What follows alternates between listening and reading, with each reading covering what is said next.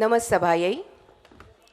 जब देश में थी दिवाली वो खेल रहे थे होली, जब हम बैठे थे घरों में वो झेल रहे थे गोली। कवी प्रदीप यांच्या या अजरामर ओळींची आठवण आजही होते, कारण आजही आपण घरी बसलेले असतो आणि आपले जवान आपल्या घरादाराची मुलाबाळांची पर्वा न करता सीमेवर अखंडपणे डोळ्यात तेल घालून देशाचं रक्षण करत असतात। जसा संकटाच्या वेळी देव आठवतो तसा युद्धाच्या वेळी सैनिक आठवतो का? या जवानांची आपल्यापैकी किती जणांना सहज आठवण होते? या विचाराने पुण्यातील अनुराधाताई प्रभुदेसाई कमालीच्या अस्वस्थ झाल्या आणि मग त्यांनी सीमेवरचे जवान आणि सामान्य जनता यांच्यात एक अतूट पूल बांधण्याचा विडा उचलला। बँकेतली लठ्ठ पगाराची नोकरी सोडून हे काम करणं म्हणजे एका अर्थाने लष्कराच्या भाकरी भाजणं। पण ही सगळी धडपड होती तुम्ही एकटे नाहीत, आम्ही सगळे तुमच्या सोबत आहोत हा विश्वास जवानांच्या मनात जागविण्यासाठी। अशा आपल्या जवानांवर अतुलनीय प्रेम करणाऱ्या आजच्या व्याख्यात्या सौ अनुराधाताई प्रभुदेसाई, सर्व मान्यवर व आवर्जून उपस्थित असलेले सर्व बंधू भगिनी, आपणा सर्वांचे मी मनपूर्वक स्वागत करते। आजच्या व्याख्यानाचा विषय आहे सैनिक हो तुमच्यासाठी। व्याख्यानाच्या विषयाचे जे केंद्रबिंदू आहेत ते आपले पराक्रमी सैनिक आणि त्यांच्यासाठी आपली ही भारतमाताच दैवत आहे। तर भारतमातेच्या प्रतिमेचे पूजन करून व दीपप्रज्वलन करून आजच्या कार्यक्रमाची सुरुवात करूया। आजच्या व्याख्यात्या सौ अनुराधाताई प्रभुदेसाई, सौ सुरेखा जोशी, माननीय नगरसंघचालक श्री अविनाशजी धोमकर, संस्कृत विद्यामंदिर शिक्षण संस्थेचे अध्यक्ष निवृत्त विंग कमांडर माननीय विनायक डावरे सर यांना मी विनंती करते की भारतमाता पूजन व दीपप्रज्वलन करून व्यासपीठावर स्थानापन्न व्हावे।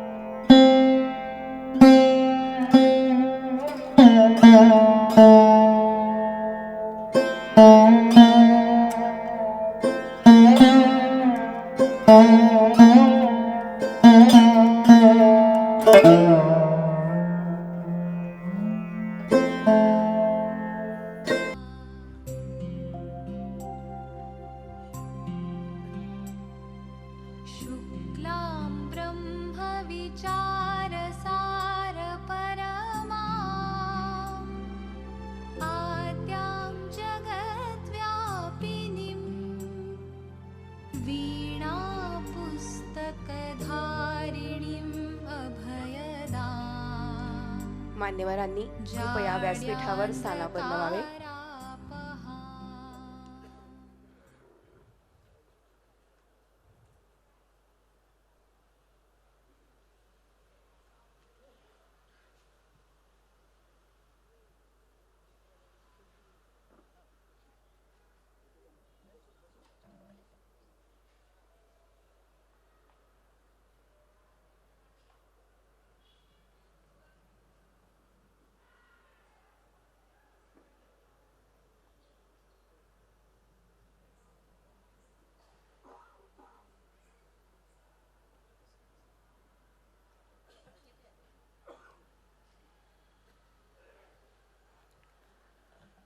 उत्तरं यत् समुद्रस्य हिमाद्रैश्चैव दक्षिणं वर्षं तद् भारतं नाम भारती तत्र संततिः।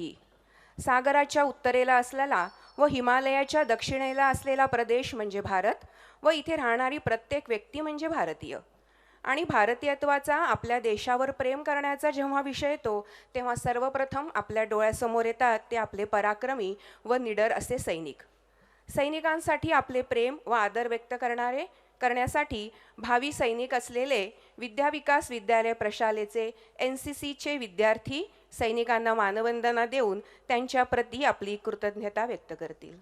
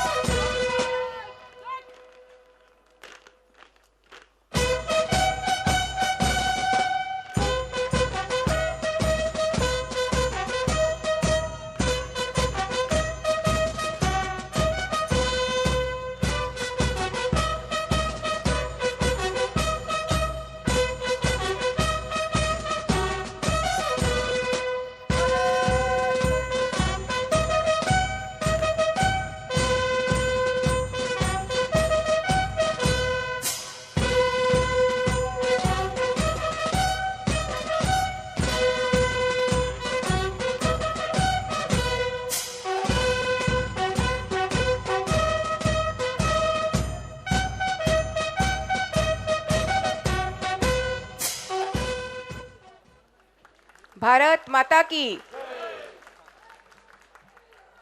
आजच्या या व्याख्यानाला आवर्जून उपस्थित आहेत सियाचीन इथे पोस्टिंग असलेले कॅप्टन शंभूराज शिवराज पाटील यांची आई डॉक्टर सई पाटील. त्यांनी या व्याख्यानाचा विषय कळल्यानंतर स्वतःहून येण्याचं इथे ठरवलेलं आहे. त्यांचा सन्मान करू सर्वच वीरमातांचा सन्मान आपण करणार आहोत. मी अनुराधाताईंना विनंती करते की त्यांनी डॉक्टर सई पाटील यांचा सन्मान करावा.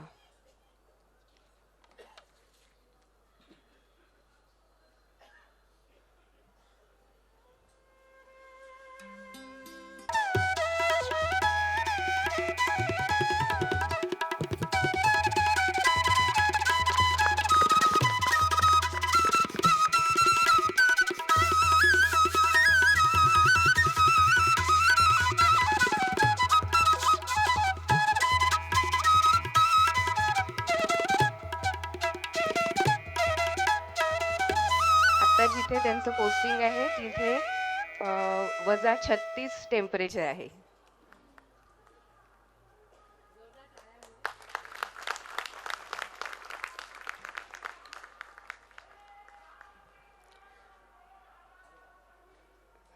आजच्या व्याख्यानाच्या विषयाला अनुसरून एक गीत आपल्या समोर सादर करीत आहेत सौ आसावरी असेरकर.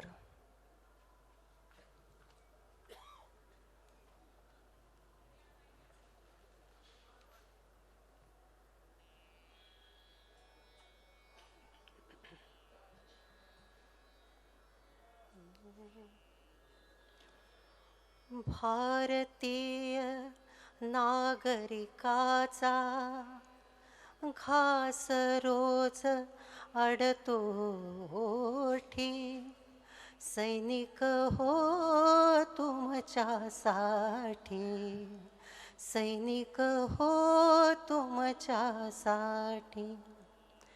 वाऱ्यावर फिरतो आम्ही, नित्यकर्म अवघे करतो. वावरतो फिरतो आम्ही, नित्यकर्म अवघे करतो. राबतो आपुल्या क्षेत्री, चिमण्यांची पोटे भरतो. परी आठव येता तोचा, परी आठव येता तुमचा.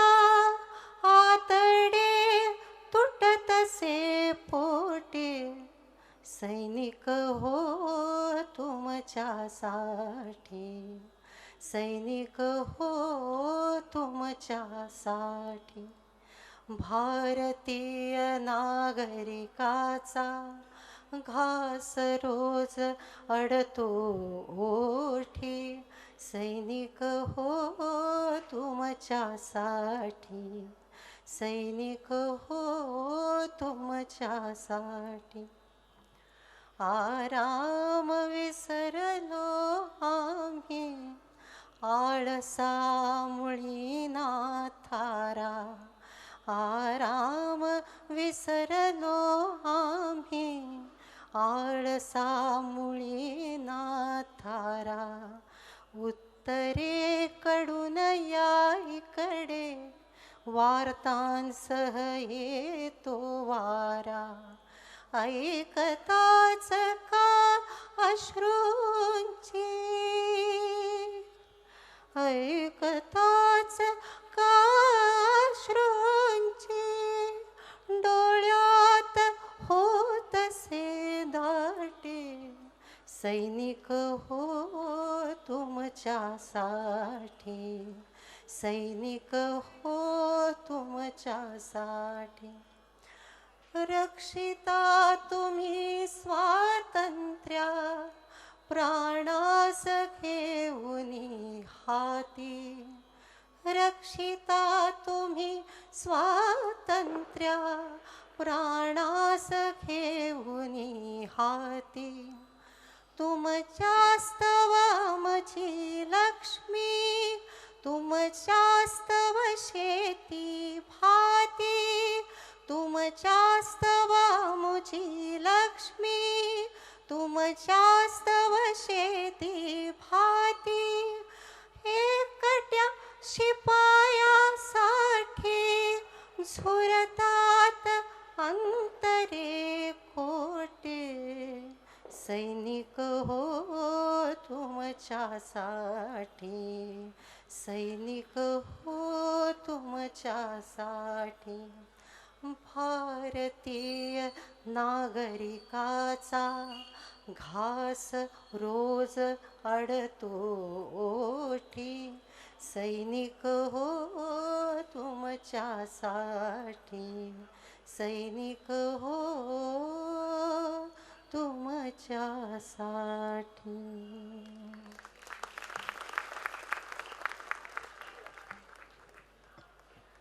धन्यवाद आसावरीताई. राष्ट्रीय स्वयंसेवक संघाच्या शताब्दी वर्षानिमित्त अनेक कार्यक्रमांचे आयोजन केले जात आहे, याविषयी आपल्या सगळ्यांना माहिती आहेच.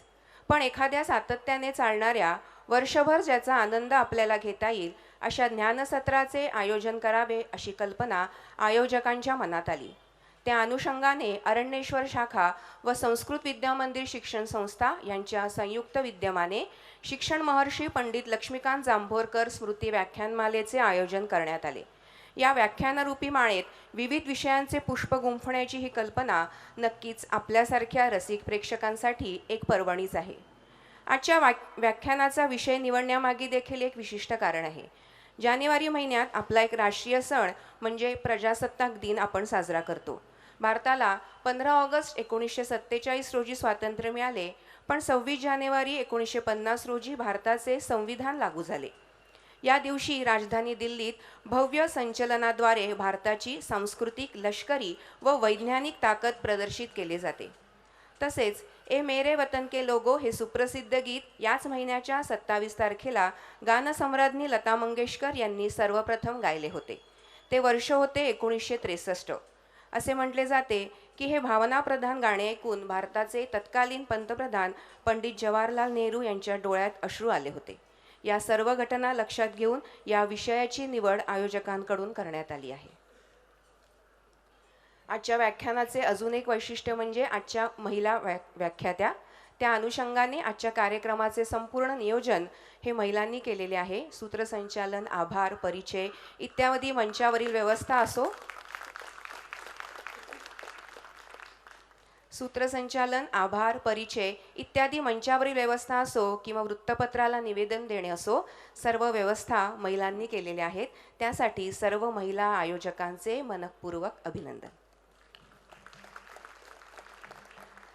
रक्षिता तुम्ही स्वातंत्र्या प्राणास घेऊनी हाती, रक्षिता तुम्ही स्वातंत्र्या प्राणास घेऊनी हाती, तुमच्यास्तव अमुची लक्ष्मी तुमच्यास्तव शेती भाती. प्रत्येक भारतीयाच्या मनात आपल्या सैनिकांविषयी याच भावना आहेत.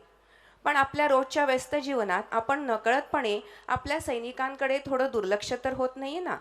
आपल्या पूर्वजांकडून अतिशय कष्टाने आपल्याला मिळालेले स्वातंत्र्य अबाधित ठेवण्यासाठी आपले सैनिक दिवसरात्र ऊन, पाऊस, थंडी यांची तमा न बाळगता सीमेवर आपले कर्तव्य बजावत असतात.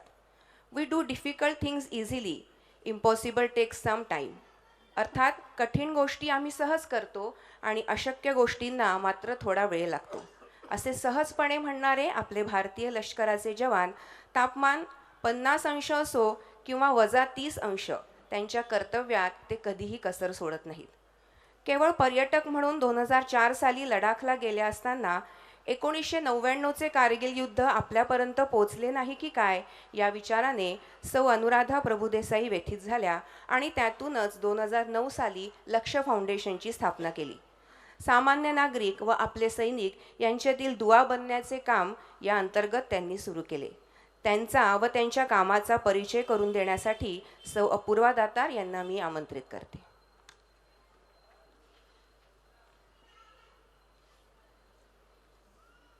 नमस्कार. सन्माननीय व्यासपीठ आणि जमलेले श्रोते हो. देव आणि सैनिक यांची फक्त संकटाच्या वेळीच आठवण होते. संकट संपलं की देव अडगळीत जातात आणि सैनिक विस्मरणात. पण हा समज खोटा ठरवणारं एक आगळं वेगळं काम पुण्यातील अनुराधाताईंनी केलं आहे. अनुराधाताई मूळच्या मुंबईच्या. मुंबईतल्या परळ येथे त्यांचं शालेय शिक्षण पूर्ण झालं. लहानपणापासूनच अनुराधाताईंना ट्रेकिंग प्रवास याची खूप आवड. पुढे त्या युनियन बँकेत मॅनेजर पदावर नोकरी करून अगदी सामान्य तुमच्या आमच्यासारखं आयुष्य जगत होत्या. एकदा सहज भटकंतीसाठी म्हणून त्या लेह लडाखला गेल्या आणि त्यांच्या आयुष्यानं एक वेगळं वळण घेतलं. 2004 साली अनुराधाताई त्यांचे पती गुरुनाथ आणि काही मित्रमंडळी यांच्यासोबत द्रासला गेले होते. जाताना रस्त्यातली एक पाटी पाहून ताई क्षणभर थबकल्या. अनुराधाताईंनी सर्वांचं लक्ष त्या पाटीकडे वेधलं. त्या पाटीवर लिहिलं होतं, I only regret that I have only one life to lay down for my country. त्यावेळी एक लष्करी अधिकारी तिथे जवळच उभे होते. सुभेदार मेजर कदम असं त्यांचं नाव. त्या पाटीविषयी मराठीतून बोलत अनुराधाताई आणि बाकी सगळेजण पुढे जात होते. तोच त्या अधिकाऱ्याने त्यांना रोखून अभिवादन केलं. ते पुढे म्हणाले, गेल्या 9 महिन्यात पहिल्यांदा मराठी ऐकतोय. चला आता आमच्या राहुटीत चहा घेतल्याशिवाय पुढे जायचं नाही. देशासाठी लढणारे आपले सैनिक आपल्या घरापासून, कुटुंबापासून, मुलाबाळांपासून, मातृभाषेपासून दूर अतिशय दुर्गम भागात महिनोन-महिने राहत असतात. विचार करूनही अंगावर काटा येतो.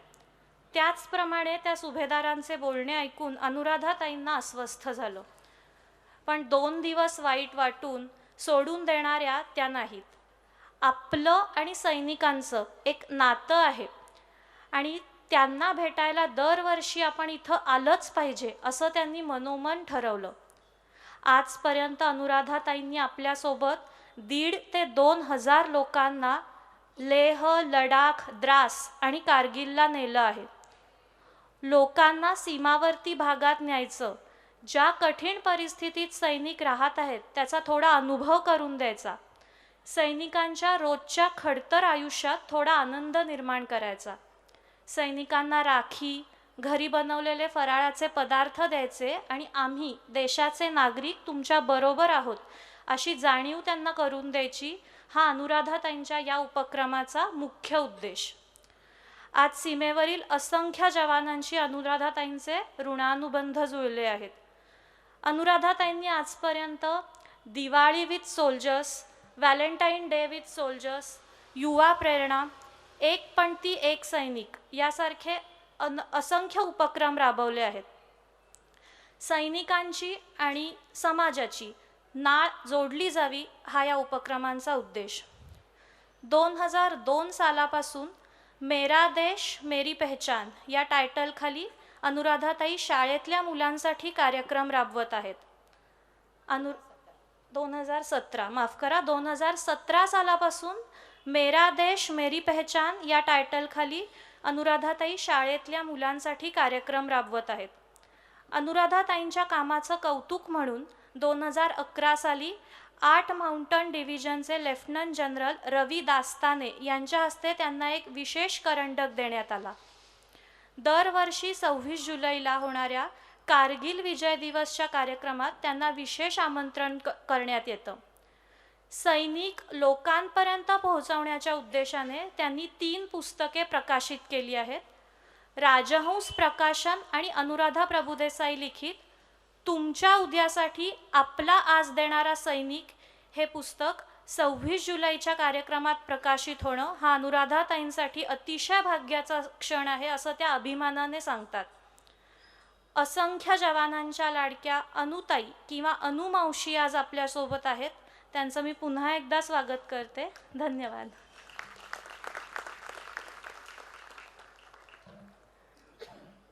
आजच्या व्याख्यात्या सौ अनुराधाताई प्रभुदेसाई यांचे स्वागत करावे अशी विनंती मी सुरेखाताई जोशी यांना करते.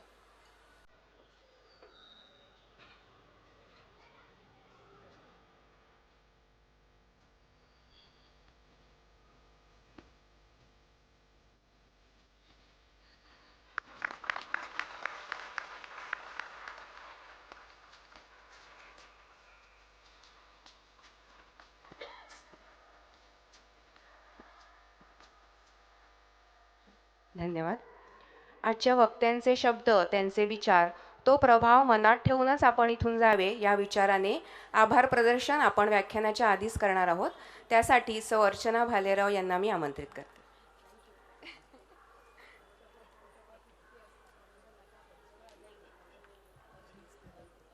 नमस्कार. राष्ट्रीय स्वयंसेवक संघ अरण्येश्वर शाखा आयोजित लक्ष्मीकांत जांभोरकर स्मृती व्याख्यानमालेचे हे यशस्वी तिसरे पुष्प. आपल्या या व्याख्यानमालेसाठी अनेकांचे सहकार्य लाभले आहे. सैनिक हो तुमच्यासाठी या आजच्या तिसऱ्या पुष्पासाठी सैनिकांसाठी तळमळीने काम करणाऱ्या अनुराधाताई आज आपल्या इथे आपले अनुभव सादर करणार आहेत. त्यांचे मनापासून आभार. आपल्या कार्यक्रमाला डॉक्टर सई पाटील या आवर्जून उपस्थित राहिल्या आहेत. एका सैनिकाच्या वीरमातेचा सत्कार करण्याची संधी आम्हाला यामुळे आज मिळाली आहे. यासाठी आम्ही त्यांचेही आभारी आहोत. विद्याविकास शाळेचे श्री अतुल जांभोरकर सर यांचे विशेष आभार. त्यांनी या व्याख्यानमालेसाठी शाळेचे मैदान, आसन व्यवस्था, व्यासपीठ व्यवस्था, माईक व्यवस्था असे सर्वतोपरी सहाय्य केले आहे. आजच्या कार्यक्रमासाठी उत्कृष्ट माईक व्यवस्था देणारे संजय बेंद्रे तसेच व्हिडिओ शूटिंग करणारे दत्तात्रय साने यांचे मनापासून आभार. तसेच तुम्हा सर्व प्रेक्षकांचे मनापासून आभार. आपण दिलेले प्रेम व पाठिंबा असाच कायम राहो ही प्रार्थना. धन्यवाद.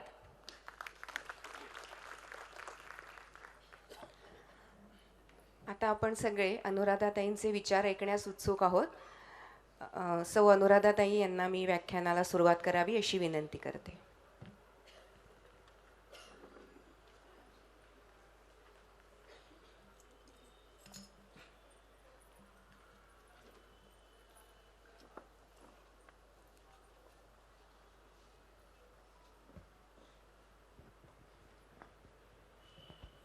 हे बरोबर आहे.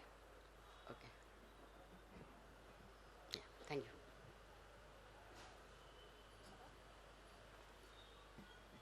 जय हिंद. जय हिंद. एक सुरुवात करायच्या आधी विनंती आहे, ज्या कोणाला काही कामास्तव अर्ध्या तासांनी जायचं असेल, पाऊण तासांनी जायचं असेल, त्यांनी आत्ताच गेलं तरी चालेल. मी तुमचा अक्षरशः 1 तास घेणारे 7:45 झालेत. 7:45ला बंद होईल. आपल्याला काही कामं असतील तर आपण करू शकाल. विषय सैनिकांचा आहे, भावनेचा आहे आणि त्या कार्यक्रमाला आपली उपस्थिती आपण 100% ठेवावी. मानसिक शारीरिक तर राहतच. तर सो थँक्यू व्हेरी मच. असं म्हणतात की अगर अपना कहा तुम आप ही समझो तो क्या समझे, मजाक कहने का तब है जब एक कहे और दूजा समझे. ताई, तुम्ही आत्ता म्हणालात की इथे प्रेक्षक आपले आलेले आहेत, त्यांचे आभार तुम्ही मानलेत. पण मला जरा त्यात थोडासा बदल करावासा वाटतो की या व्याख्यानमालेत प्रेक्षक नसतो. या व्याख्यानमालेत एक संवेदनशील, जागरूक नागरिक आणि चांगला श्रोता असतो. आणि मग अशा श्रोत्यासमोर जेव्हा आपल्याला बोलायचं असतं तेव्हा भगवान दादा जेव्हा फोन करतात की अनुराधाताई असा व्याख्यानमाला आहे, कारण हल्ली व्याख्यानमाला करणं हेच मुळीत मुश्किल आहे. त्यातून माणसं जमवणं तर त्याहून मुश्किल आहे. पण ह्या व्याख्यानमालेचा मला अंदाज होता की इथे फार संवेदनशील श्रोते असतात आणि म्हणून मी त्यांना म्हटलं, दादा नक्की मी येईन. आणि आज तो श्रोतृवर्ग मला दिसतोय. भगवान दादा, thank you very much for that. आपण चत्वारी वाक्पदानी म्हणतो. 4 वाणीचे प्रकार आहेत: वैखरी, मध्यमा, पश्यंती आणि परा. मला त्यातली पश्यंती ही वाणी फार आवडते, जी हृदयातून सुरू होते आणि हृदयापर्यंत पोचते. त्याला असं म्हणावं तर भावना मी व्यक्त करत असते आणि मैं एहसास जताती हूँ, आप वो महसूस करिएगा. गुलजार साहब म्हणतात की गलती शायद मेरे लिखने में है, मैं एहसास लिखता हूँ, लोग अल्फाज पढ़ते हैं. आप अल्फाज मत, उसके तरफ ध्यान मत देना. जे या हृदयातून त्या हृदयात जाईल, शब्दैविण संवादू म्हणू आपण त्याला, अशी माझी अपेक्षा आहे. कारण मी व्याख्याती नाही, मी व्याख्यान देत नाही. मला जे काही दिसलं आपणाशी ठावे ते दुसऱ्याशी सांगावे.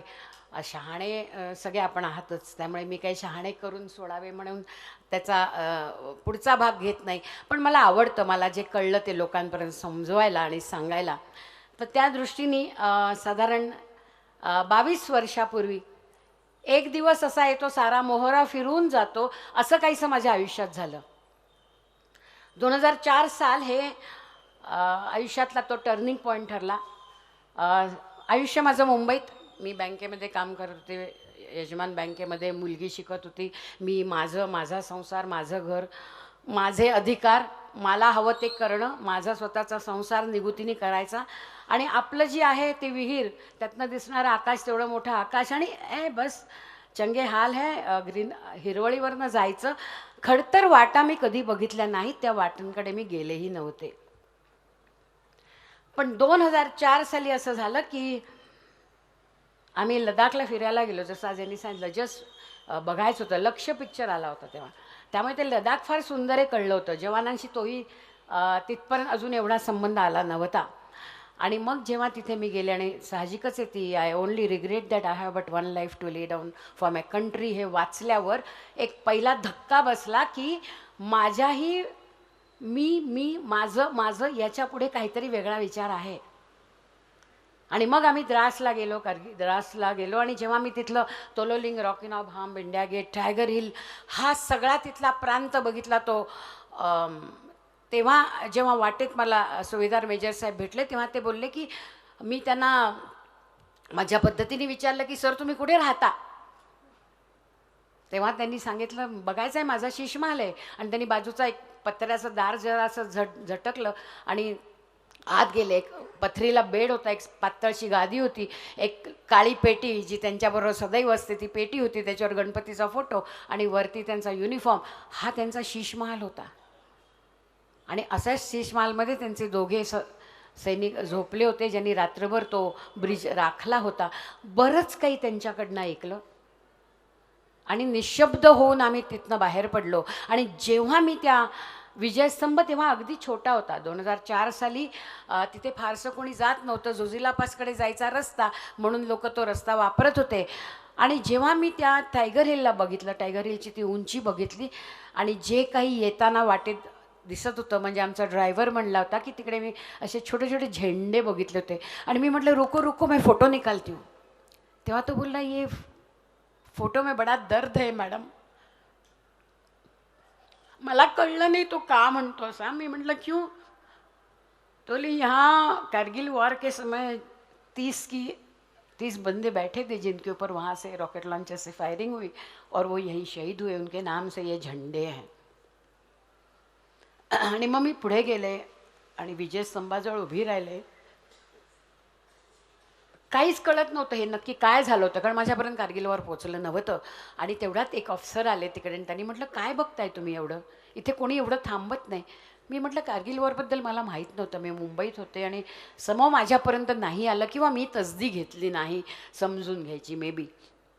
मग त्यांनी मला एक एव्ही दाखवली, आणि त्यात एक शहीद झालेल्या मुलाची आई म्हणते, जिस देश पर मैंने अपना बच्चा कुर्बान किया है उस देश से थोड़ा सा प्यार तो करो. End that was a whip for मी.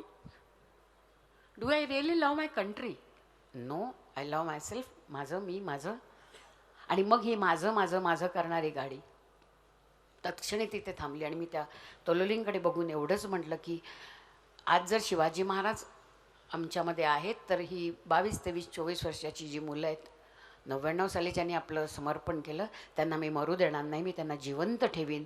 जितकी माझ्या अंगात ताकद आहे तितकं मी ते कारगिल युद्धाचा अभ्यास करीन, ते लोकांपर्यंत पोचवेन, या बॅटलफील्डवर लोकांना घेऊन येईल, आणि एक सर्वसमावेशक मातृत्व घ्यायचा मी प्रयत्न करीन. बट ह्या मुलांना मी जिवंत ठेवीन. मी तिथून परत आले आणि मी एक आर्टिकल लिहिलं पेपरमध्ये. आणि 2004च्या 2 ऑक्टोबरला, कारण मी ऑगस्टमध्ये गेलो, तिथे पब्लिश झालं महाराष्ट्र टाइम्समध्ये. आणि मला जवळजवळ त्या दिवशी दिवसभर ऑफिसात काम करू शकले नाही, कारण 2 ऑक्टोबरला संडे असल्यामुळे 3ला सगळ्यांचे मला फोन आले. आणि त्यात एक फोन आला, आणि त्यांनी म्हटलं की, अनुराधा मला तुम्हाला भेटायचं आहे. आवाज काफी सिनियर वाटला मला. मी म्हटलं, काकू कोण बोलते? तर म्हणे, मी घैसास बोलते. मी आज तुझं आर्टिकल काल वाचल्यापासून मी आज तुला फोन करायला प्रयत्न करते, एंगेज लागत होता फोन. तर म्हणे तू बाई मी फार खुश आहे, तू खूप छान काहीतरी करते आहेस. एक लक्षात ठेव, हा काटेरी रस्ता आहे, याच्यावरून तू एकटीच असशील, पण तू चालत राहा. वन फाईन डे तू मागे वळून बघ, तुझ्या मागे लोक असतील. म्हटलं काकू आपण, म्हणे मी स्वातंत्र्य सेनानी आहे आणि आजचा भवताल बघून मला असं वाटतं व्हाय कशा करता केलं आम्ही हे सगळं, हे काय चाललंय आजूबाजूला, पण तुझ्या रूपाने मला एक दिवली पेटलेली दिसते. बाळा कंटिन्यू कर तुझं काम. मी शॉक झाले, मला खरंच माहिती नव्हतं मी काय करणार आहे, मी काय बोलते, मी काय लिहिणार आहे. आणि मग तो निकले थे जानिबे मंजिल अकेले निकले थे, देन कारवा बनता गया अशी स्थिती झाली. आणि मग 4 पासून 25 पर्यंत माझी जी गाडी सैनिक या स्टेशनवर अडकली, ती शंटिंग झाल्यावर की आजही तिथेच आहे. तर त्यामुळे हा सैनिक तो कळला पाहिजे, तो मला भेटला, मला भावला, मला समजला. आणि मग माझ्या लक्षात आलं सैनिक ही बोलायची गोष्ट नाही, सैनिक ही समजायची गोष्ट आहे. आणि तो समजवण्याचा प्रयत्न मी गेली 20 वर्ष करते आहे. की घेतले व्रत नहे आम्ही अंधतेने, लब्ध प्रकाश इतिहास निसर्गमाने, जे जे दिव्य दाहक म्हणून असावयाचे, बुद्ध्याची वाण धरिले करी हे सतीचे, असं म्हणणारा हा सैनिक. तेव्हा मी त्याच्या डोळ्यामध्ये अंगार बघितला आणि तेव्हाच बघितलं त्याच्या डोळ्यामध्ये प्रेम. प्रेम त्याच्या जुनूंवर, जज्बातवर, त्याच्या पलटणच्या इज्जतीवर, त्याच्या टोपीवर, त्याच्या कामावर, या भारतभूवर आणि तुम्हा आम्हा भारतवासियांवर. प्रश्न हा आहे, आम्ही त्यांच्या त्यागाला लायक आहोत का? आपण मगाशी गाणं छान ऐकलं भारतीय नागरिकांचा, शब्द फार सुंदर आहेत. किती जणांचा घास अडकतो आणि किती जणांना त्याच्याबद्दल वाटतं, हा एक खूप मोठा क्वेश्चन मार्क आहे. कारण मी त्या प्रांतात जेव्हा 2000 लोकांना नेलं, तेव्हा टू माय सरप्राईज मला काही काही वेळेला असे अनुभव आले की जिथून आम्ही निशब्द होऊन त्या प्रांतातनं निघताना, आता कुठल्या हॉटेलमध्ये आपण जाणार आणि तिकडे नॉनव्हेज असणार आहे का, असे प्रश्न आले. आणि मला आपल्या समाजाची भीती वाटायला लागली. तुम्ही त्या भूमीवर उभे आहात, तुम्हाला सांगितलं मी सगळं काय झालं आहे, आणि तरीही असा प्रश्न पडतो. आज समाजाचा तानाबाना बिघडत चालला आहे, पोत बिघडत चालला आहे. आणि सैनिक मला म्हणतो, मावशी आमच्यासाठी खूप केलं, प्लीज समाजाचा स्तर सुधार. मी कुपवाडाला प्रोग्राम केले, पुलवामाला केले, मिद्रास, कारगिल, बटाली, कक्सर, तुर्तुकला केले. तिथल्या मुलांबरोबर मेरा देश मेरी पहचानचे कार्यक्रम केले, विविध ठिकाणी मला केले. पण मला माझ्या पुण्याची गल्ली नाही साफ करता येत. मला इथे उभं राहून काही बोलायला मला जमत नाही. मला माझ्यासमोर चाललेल्या युवक या शब्दाचा जो नंगानाच चाललेला मला माझ्या डोळ्यासमोर दिसत होता, मी त्याच्याकडे शेवटी डोळे झाक केली, कारण मला तिथे काहीही करता आलं नाही. आज आपण सगळेजण याच्यावरती घरी जाऊन विचार करूया की काय करू शकतो. बहरहाल माझं या तिन्ही दलाशी खूप संबंध आला. माझं कर्तृत्व काही नाही बरं त्याच्यात, माझं नशीब चांगलं होतं. त्यामुळे मी पुलवामा, कुपवाडा, नंतर म्हणजे श्रीनगरमध्ये ज्या ज्या पोस्टवर गेले त्यात रुस्तम पोस्ट होती, उरी होतं, तंगदार होतं, केरान होतं, तिथवाल होतं, झडगल्ली होतं, Dras, Kargil, Batali, Kaksar, Turtuk, Chumar, Chushul, Siachen base camp, north ईस्टमधलं मेघालय, आसाम, नागालँड, अरुणाचल प्रदेश आणि कित्येक इंटेरियर पोस्ट, जम्मूच्या इंटेरियर पोस्ट, या सगळ्या ठिकाणी जायचा मला काय म्हणावं, मला भाग्य लाभलं. आणि त्या प्रत्येक ठिकाणी असलेला 20, 22, 23 वर्षाचा मुलगा जेव्हा जेव्हा मी बघितला, तेव्हा तेव्हा मला इथल्या युवकांना सांगावंसं वाटलं, just understand, just try to understand आपली जबाबदारी काय आहे. आज आपल्याकडे विंग कमांडर सर बसलेले आहेत. सर, एअरफोर्सचा जो माझा संबंध आला त्याची एक गंमत सांगते मी तुम्हाला. 2007 किंवा 8 साली कारगिलला जाताना तिथे एक पत्थरसाहेब गुरुद्वारा आहे. हा पत्थरसाहेब गुरुद्वारा म्हणजे गुरु नानक त्यांचा तिथे तप करत बसलेले होते. आणि तेव्हा वरून डेमननी एक दगड खाली टाकला, मोठा पत्थर, बोल्डर, आणि तो बोल्डर त्यांच्या अंगावर येताना त्यांनी आपल्या शक्तीने तो मोमचा केला, मेणाचा केला, आणि त्यांच्या अंगावर जेव्हा तो आदळला तेव्हा त्या पत्थरसाहेब गुरुद्वारामध्ये पत्थरसाहेबमध्ये एक अशी त्यांची टिल्टेड जी गुरु नानकांची हमेशा मूर्ती असते तशी ती टिल्टेड त्याच्यामध्ये फिगर आहे त्या पत्थरमध्ये. नंतर तो मोम पत्थर झाला. ही आख्यायिका आहे. पण माझा तिथे जाऊन फार विश्वास होता. मी प्रत्येक वेळेला गेली, आता 30-32 वेळा गेले, मी तिथे मत्था टेकून जाते. मला असं वाटतं की मला तिथे गेल्यावरती खूप पुढचे जे काय अडचणी येतात त्या माझ्या निस्तरल्या जातात. पण मी सामान्य बाई आहे ना, त्यामुळे मला अशा श्रद्धा किंवा अशा असणं स्वाभाविक आहे. मी जेव्हा 2008 साली तिकडे गेले तेव्हा एक विंग कमांडर ग्रोवर ते तिकडे आले होते. आणि मी आता रेग्युलरली तिकडे जातो तेव्हा मी पटकन बाहेर जाऊन जवानांशी तिथल्या बोलत होते. तो गुरुद्वारा जवान सांभाळतात त्या गुरुद्वाराला, त्यामुळे मला फौजींशी बोलायला फार आवडतं. माझ्याबरोबर आलेले लोक आत होते आणि मी बाहेर उभी असताना ते विंग कमांडर बाहेर आले आणि आमच्यातला एक जण त्यांना बोलला, सर ये मासी हर साल आते हैं और जवानों के लिए यहाँ आते हैं और लास्ट टाइम वो हमारे पोस्ट पर आए थे, तो मैंने कहा मैं आपको बताऊँ की वो मैम यहाँ है. ते माझ्याजवळ आले, मीच पुढे 2 पावलं गेले आणि मी म्हटलं, sir I am Anuradha from Mumbai. आमचं बोलणं झालं आणि मग मी त्यांना म्हटलं, छान गप्पा मारल्यात. म्हटलं आपके पास वक्त है? बोले हां. आपल्या अंगात किडे असतात ना शहाणपणाचे, ती पुटं गेली नंतर माझी, हळूहळू गेली. पण पहिले असे भरपूर ऑरा घेऊन आपण फिरत असतो आपापल्या स्वतःच्या कल्पनांचा, आपल्या स्वतःच्या वागणुकीचा, स्वतःच्या ग्रेटपणाचा. तर मी त्यांना विचारलं, म्हटलं सर एक विचारू का तुम्हाला? हां बोलो क्या? तुम्ही सुद्धा याच्यावर विश्वास ठेवता? इथे मत्था टेकता, ही जी कहाणी आहे याच्यावर तुम्ही सुद्धा विश्वास ठेवता? माझा तुम्ही सुद्धा हा शब्द त्यांनी पकडला आणि ते बोलले, आम्ही सुद्धा म्हणजे काय मॅडम? आम्ही माणूस आहोत. मला भाऊ आहे, बहीण आहे, बायको आहे, मुलं आहे. आम्ही युनिफॉर्म घातला असला तरी आत आमच्या आत माणूस आहे. मला एक सांगा, तुम्ही कुठे राहता? म्हटलं मुंबईत राहते. मग तुमचा यजमान काय करता? म्हटलं मी बँकेत. ते पण बँकेत. मग ते जेव्हा सकाळी निघतात तेव्हा तुमच्या गालावर ओठ टेकून म्हणतात का की परहॅप्स दिस इज लास्ट? मी हडबडून गेले. मी म्हटलं काय बोलता, असं कशाला? ते रात्री 8 वाजता घरी येतात, मी पण 7:30 पर्यंत येतात. वही तो मैं कहता हूँ, पिछले 15 साल से मैं मेरे वाइफ के गाल पर जब मैं ये किस करता हूँ तब उसको कहता हूँ शायद ये मेरा लास्ट होगा. आज भी मैं वही करके आया हूँ. लेकिन जब मैं यहाँ आके मत्था टेकता हूँ ना मैडम, तब गुरु नानक कहते जा बेटा, अच्छी सॉर्टी करके आ, उडान कर अँड कम बॅक सून. हे जे ऋणानुबंध आहेत आमचे, ह्या ज्या आमच्या भावभावना आहेत त्या आमच्याजवळ असतात. फक्त तुम्ही आमचा युनिफॉर्म बघता. मला काहीही सुचलं नाही. मला त्यांना सांगायचं होतं, सर सॉरी, मला तुम्हाला दुखवायचं नव्हतं. मला फक्त तुमचं समजून घ्यायचं होतं की तुमच्या श्रद्धा काय आहेत. माझा चेहरा बघून, जिथे शब्द संपतात तिथे डोळे बोलतात, त्यांनी माझा चेहरा बघितला, माझा हात हातात घेतला आणि वॉज सो काइंड. मी काही बोलायच्यात त्यांनी माझ्या हातावर असं थपथपवलं, म्हटलं I can understand, I can understand. या एअरफोर्सच्या हे जे touch the sky with glory म्हणणाऱ्या आमच्या एअरफोर्सच्या सैनिकांसाठी मी नेहमी म्हणते, सितारों के आगे जहाँ और भी है अब तुम्हारे इम्तिहान और है, तू शाहीन है, परवाज है काम तेरा. शाहीन म्हणजे ससाणा, परवाज म्हणजे झेप घेणं. तू शाहीन है, परवाज है काम तेरा, तेरे सामने आसमा और भी है. एकदा या एअरफोर्सच्या मुलांसाठी पण जोरदार टाळ्या देऊया.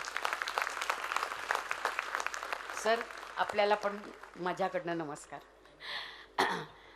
तसंच नेव्ही, म्हणजे माझा इन्फंट्रीशी खूप जास्त संबंध आला. पण लकीली मला नेव्ही आणि paramilitary forces, NSGSO, BSF, CRPF असो, सगळ्या त्यांच्या पॅरामिलिटरी फोर्सेसमध्ये सुद्धा जाता आलं, इंटरॅक्ट करता आलं, भाषणं करता आली, भेटता आलं, बोलता आलं त्या मुलांशी. तर मी जेव्हा हे पहिले सगळं इन्फंट्रीबद्दलच जास्त बोलत होते. आर्मीमध्ये 3 भाग आहेत, इन्फंट्री, आर्मर्ड आणि आर्टलरी. माझा जास्त संबंध इन्फंट्रीशी आला होता. तर मला एकदा फोन आला एका बच्च्याचा आणि त्यांनी मला सांगितलं, बहुत अच्छा है मासी, आप बड़े पार्शल हो. म्हटलं रे हू स्पीकिंग? हां मी तुमचा अमुक अमुक बंदा आहे ना, त्याचा मित्र बोलतोय. म्हटलं हां हाय बोलो, मी नेव्हीमध्ये आहे. म्हटलं येस. नाही तुम्हाला कौतुक नाही वाटणार कारण तुम्ही सारखं ते आर्मी आणि इन्फंट्री बोलता ना. म्हटलं नाही असं नाही रे बाळा. तर तो बोला मग तुम्ही आमच्याबद्दल काहीच बोलत नाही.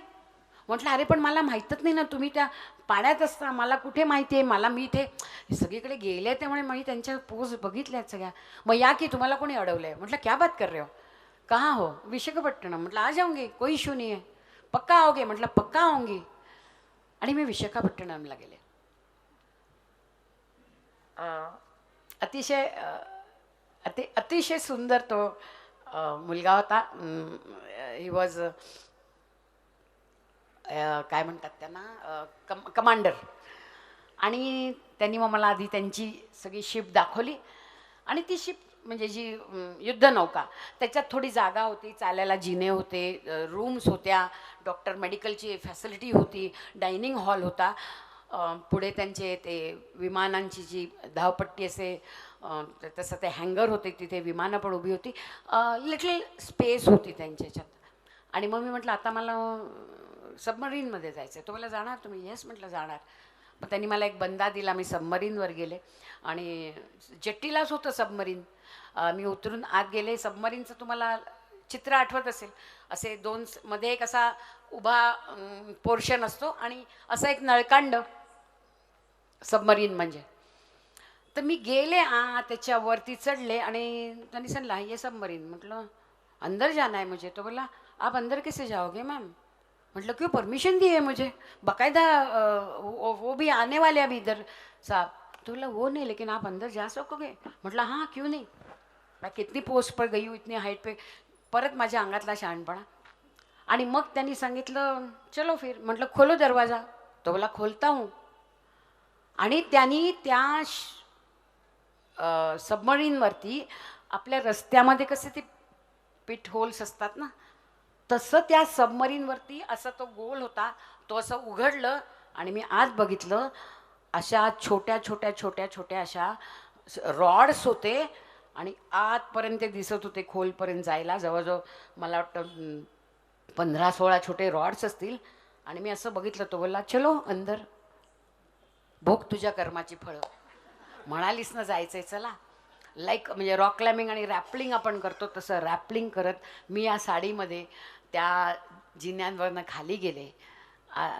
तिथे जागाच नाही आहे, जागाच नाही, फक्त मशिनरी. छोटे छोटे एक त्यांचं टॉयलेट होतं, त्याच्यात पण मशीन्स होते. छोटंसं त्यांचे बंक बेड्स होते, ते सुद्धा नंबरनी कमी होते. आणि जरा एक खाली वाकून उजवीकडे गेले, तो शेप संपला की काही नव्हतं. वरती डेकवरती थोडंसं काहीतरी होतं. इथे गेलं, हे संपलं, काहीच नव्हतं पुढे. आणि तिथे 10-12 मुलं मस्त छान काम करत होती. मला प्रत्येकाने हसून माझ्याशी बोललं. तर मी म्हटलं अरे तुम्ही 10-12 जण आता उद्या ह्याच्यातनं जाणार का. तर तो बोलला काल आम्ही 42 आलो याच्यातनं आणि उद्या आम्ही जवळजवळ 48 जण यातनं जाऊ. म्हटलं याच्यातनं. हो हो आम्ही जाऊ. किती दिवसांसाठी. तो बोला सोचते 36 डेज, कभी कभी 63 भी हो जाते. म्हटलं तुम्ही हे हे हे कसं करता. हे माझ्यासाठी हे अतर्क्य होतं. तुम्ही एकदा पाण्याखाली गेल्यावर तुम्हाला व्हॉट्सअप नाही, गर्लफ्रेंड नाही, तुम्हाला घरच्यांशी कॉन्टॅक्ट नाही, तुम्ही किती दिवस जाणार माहिती नाही, तुम्ही तिथे त्या मशीनमध्येच असणार, वादळ असो वारा असो, तुम्हाला त्यातनं जाऊन कामं करायची आहेत. म्हटलं हे सगळं तुम्ही कसं करता. तर तो बोला हम काम ही नहीं करते हैं, हम एन्जॉय करते हैं. मॅटरच संपली ना. माझ्या बँकेत काम करायलाच कोणी तयार नाही, कारण ते काम होतं. आणि ही मुलं म्हणतात हे काम म्हणजे काम नाही, आम्ही एन्जॉय करतोय. आयुष्यात काय काय मला नवीन शिकायला मिळत होतं छोट्या मुलांकडनं. आणि मग त्यांनी मला एवढं सांगितलं की मी म्हटलं बाकी सब कैसे करते हो आप. बोले देखो ना ये हमारा ये बंक बेड है, जब मैं काम करता हूँ ये सोता है वो सोता है तो मैं करता हूँ. खाना ज़्यादा खाना नहीं है, दाढ़ी शेव वेव कुछ करना नहीं है, पानी संभालना पड़ता है, जितना दिन है बहुत ऐश चल रहा है, कोई इशू नहीं हमारा. तर मी म्हटलं हे सगळं तुम्ही कसं मॅनेज करता. बहुत इजी है मैडम, दिमाग में डाल दिया है, मैटर समझते, दिमाग में डाल दिया है. 40 दिन यही करना है, हम यहाँ मस्त करते हैं, आप फिक्र मत करना madam, you enjoy your life, we are there to save god the borders of India. काय बोलणार आपण. शन्नो वरुणा म्हणत ही मुलं त्या सागरावरती आपला अधिकार गाजवत असतात. आणि एकदा या नौदलासाठी आपण जोरदार टाळ्या देऊया.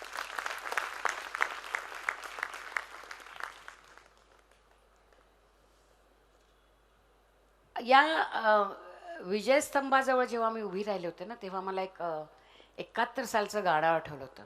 झुंजता रणभूवरी तू अमर होसी रे सुता, भाग्य माझे थोर म्हणून जाहलो तव मी पिता. पोचशी तू दिव्य लोकी सूर्यमंडल भेदुनी, चंद्र तारे धन्य तुझला आरती ओवाळणी. गौरवाचा ग्रंथ लाभे जीवनी तव भारता, भाग्य माझे थोर म्हणून जाहलो तव मी पिता. आणि हा पिता नंतर म्हणतो की तू पुन्हा दिसणार नाहीस, दुःख केवळ हे मनी. वाहते अभिमान सरिता मात्र त्या दुःखातुनी, आजवरी आशीष दिधले वंदना घेई आता, भाग्य माझे थोर म्हणून झालो तव मी पिता. आपल्या 20-22 वर्षाच्या मुलांना वंदना देणं हे किती कठीण आहे हे मला 2004 साली कळलं. 71 साली कळलं नव्हतं, तेव्हा मी शाळेत होते. पण 4 साली कळलं, कारण तेव्हा माझी 20 वर्षाची मुलगी होती.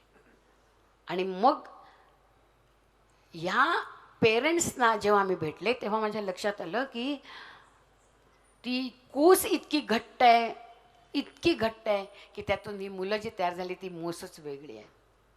काही पेरेंट्सबद्दल म्हणजे माझं जेव्हा बोलणं झालं तेव्हा एक फौजीची आई होती.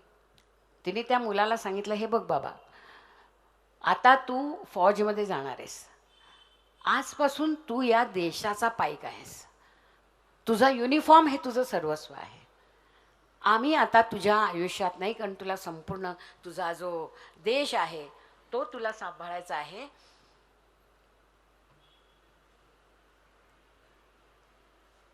आणि फौजीच्या ज्या असतात ना, त्यांची जी ताकद आहे ना, ती ताकद मी तेव्हा बघितली की ते सांगणारी मुलगी, तिने नंतर हेच सांगितलं त्या मुलाला की माझं आयुष्य आता मी जगणार, आमच्या आयुष्यात काही झालं तरी तू तिथे कॉन्सन्ट्रेट कर, ते जे तुझं काम आहे त्याच्यामध्ये तू कधीही द्विधा मनस्थिती होऊ देऊ नको, तू तुझं काम नेटाने कर. आज मला कुठल्याही परिस्थितीत तुझ्यावरती, तू देशाच्या संरक्षणाचा जो वसा घेतला आहे त्याच्यात काही कारणाने मागे आलेला चालणार नाही.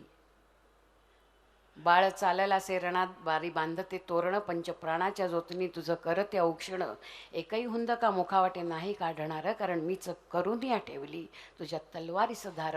असं म्हणणारी एक आई आपल्याकडे पण आहे. ह्या आईला पण जोरदार टाळ्या.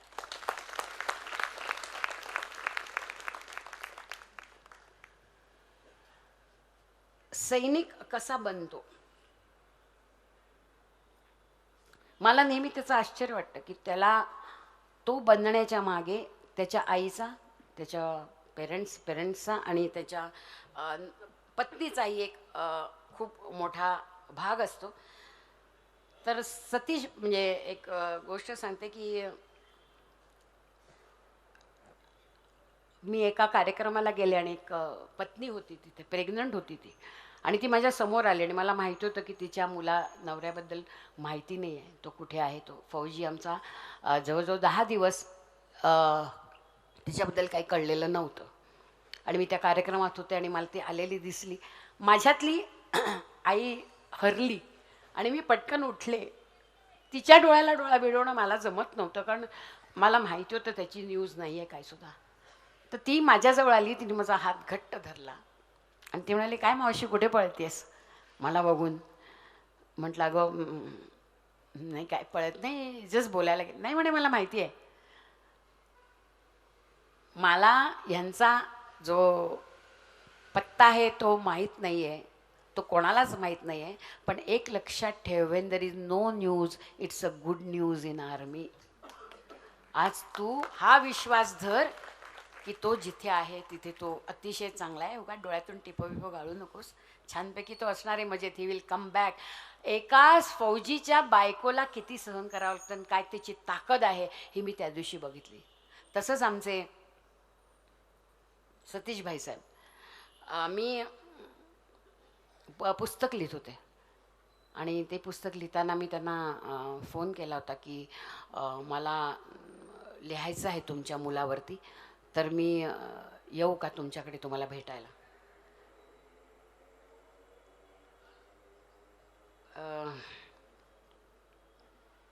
कोणाबद्दल बरं मी लिहिणार होते हे? अनुज नय्यर नाही, सतीश भाईसाहेब कोणाचे होते बरं? Oh I am so blank. I come back to the story. मला आता आठवत नाही एकदम. कधी कधी काय होतं ह्या बोलण्यामध्ये ना, मला सुचत नाहीत काही गोष्टी. अनुज नय्यर, राईट. अनुज नय्यरच्यावरती मला लिहायचं होतं म्हणून मी त्यांच्या वडिलांना फोन केला आणि मी त्यांना भेटायला गेले. तेव्हा त्यांनी सांगितलं की जेव्हा तो युद्धावरती गेला, कारगिल युद्धावरती गेला, तेव्हा मी त्याला बाय पण नाही करू शकलो, कारण त्यांना लगेच घेऊन गेले होते त्या प्रांतामध्ये आणि तो कुठल्या तरी ट्रेनिंगला होता, तिथूनच तो निघून गेला होता. आणि जेव्हा आम्हाला ती गोष्ट कळली की ते डायरेक्ट गेलेले आहेत, तेव्हा फक्त आम्ही त्याच्या फोनचा इंतजार करत होतो. आम्हाला काय कळेल, कधी कळेल असं. एक दिवस त्याचा फोन आला कि पापा मैं अभी आगे जा रहा हूँ, मैं कहाँ हूँ बता नहीं सकता हूँ, लेकिन मैं अभी आगे जाता हूँ. तेव्हा भाईसाहब ने त्याला सांगितलं, एक याद रखना, गोली छाती पर लेना, पीठ पर नहीं. आणि तो फोन त्याने ठेवला मुलाने. अर्थात जे घडायचं होतं ते घडलं. आणि मग जेव्हा ब्रिगेडियर बावांना ही न्यूज घरी सांगावी लागली, तेव्हा त्यांनी जेव्हा त्यांच्या वडिलांना फोन केला, तेव्हा भाईसाहेबनी फोन उचलला. त्यांची रिंगच वेगळी वाजते. असे काही न्यूज येतात त्याची रिंग वेगळी वाजते. आणि आई त्याची आत निघून गेली.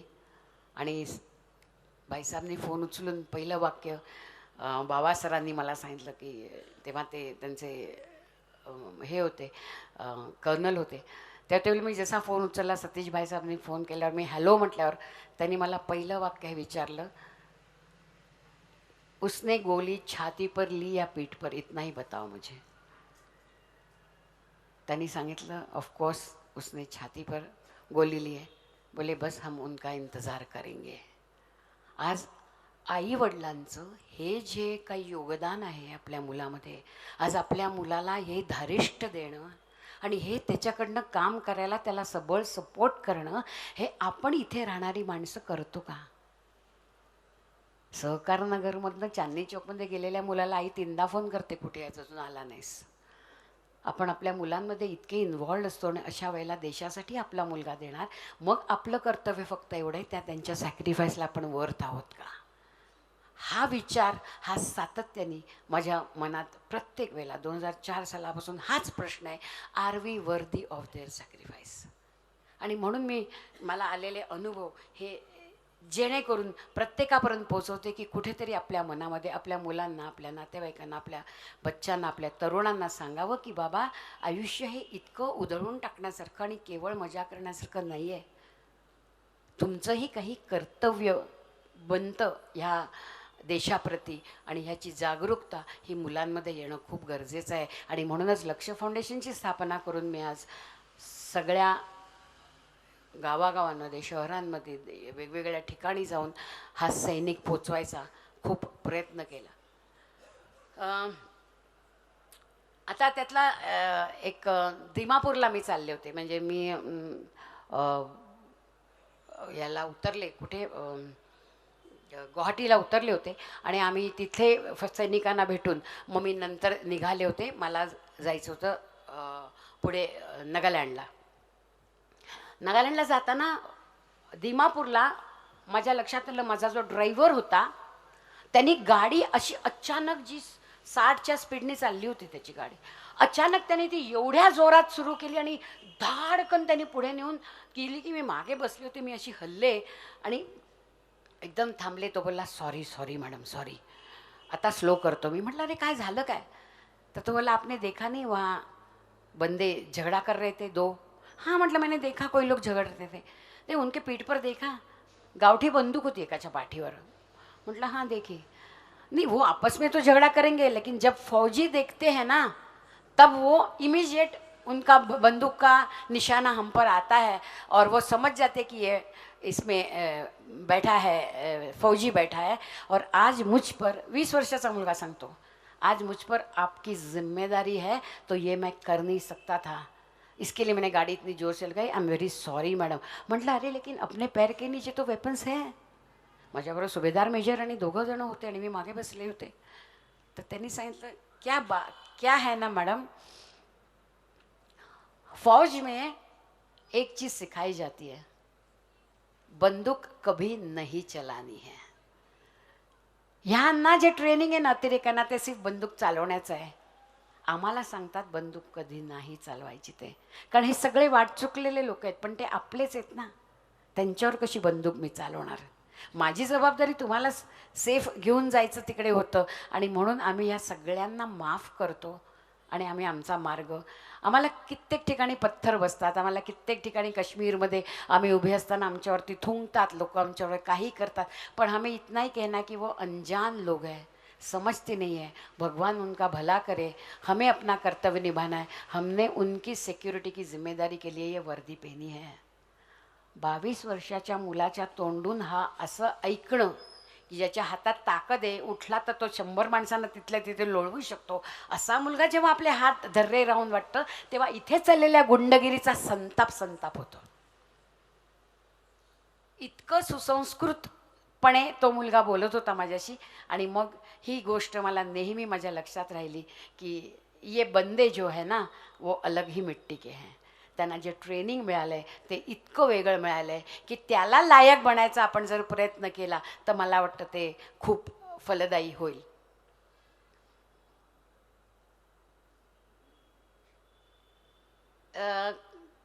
कुपवारा डिस्ट्रिक्टमध्ये मी काही गोष्टी तुम्हाला सांगायला लिहून घेऊन आले, शॉर्टमध्ये लिहिल्या होत्या.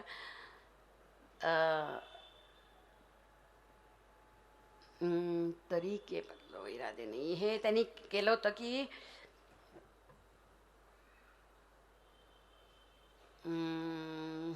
कुपवारा डिस्ट्रिक्टला काय झालं होतं बरं. हो,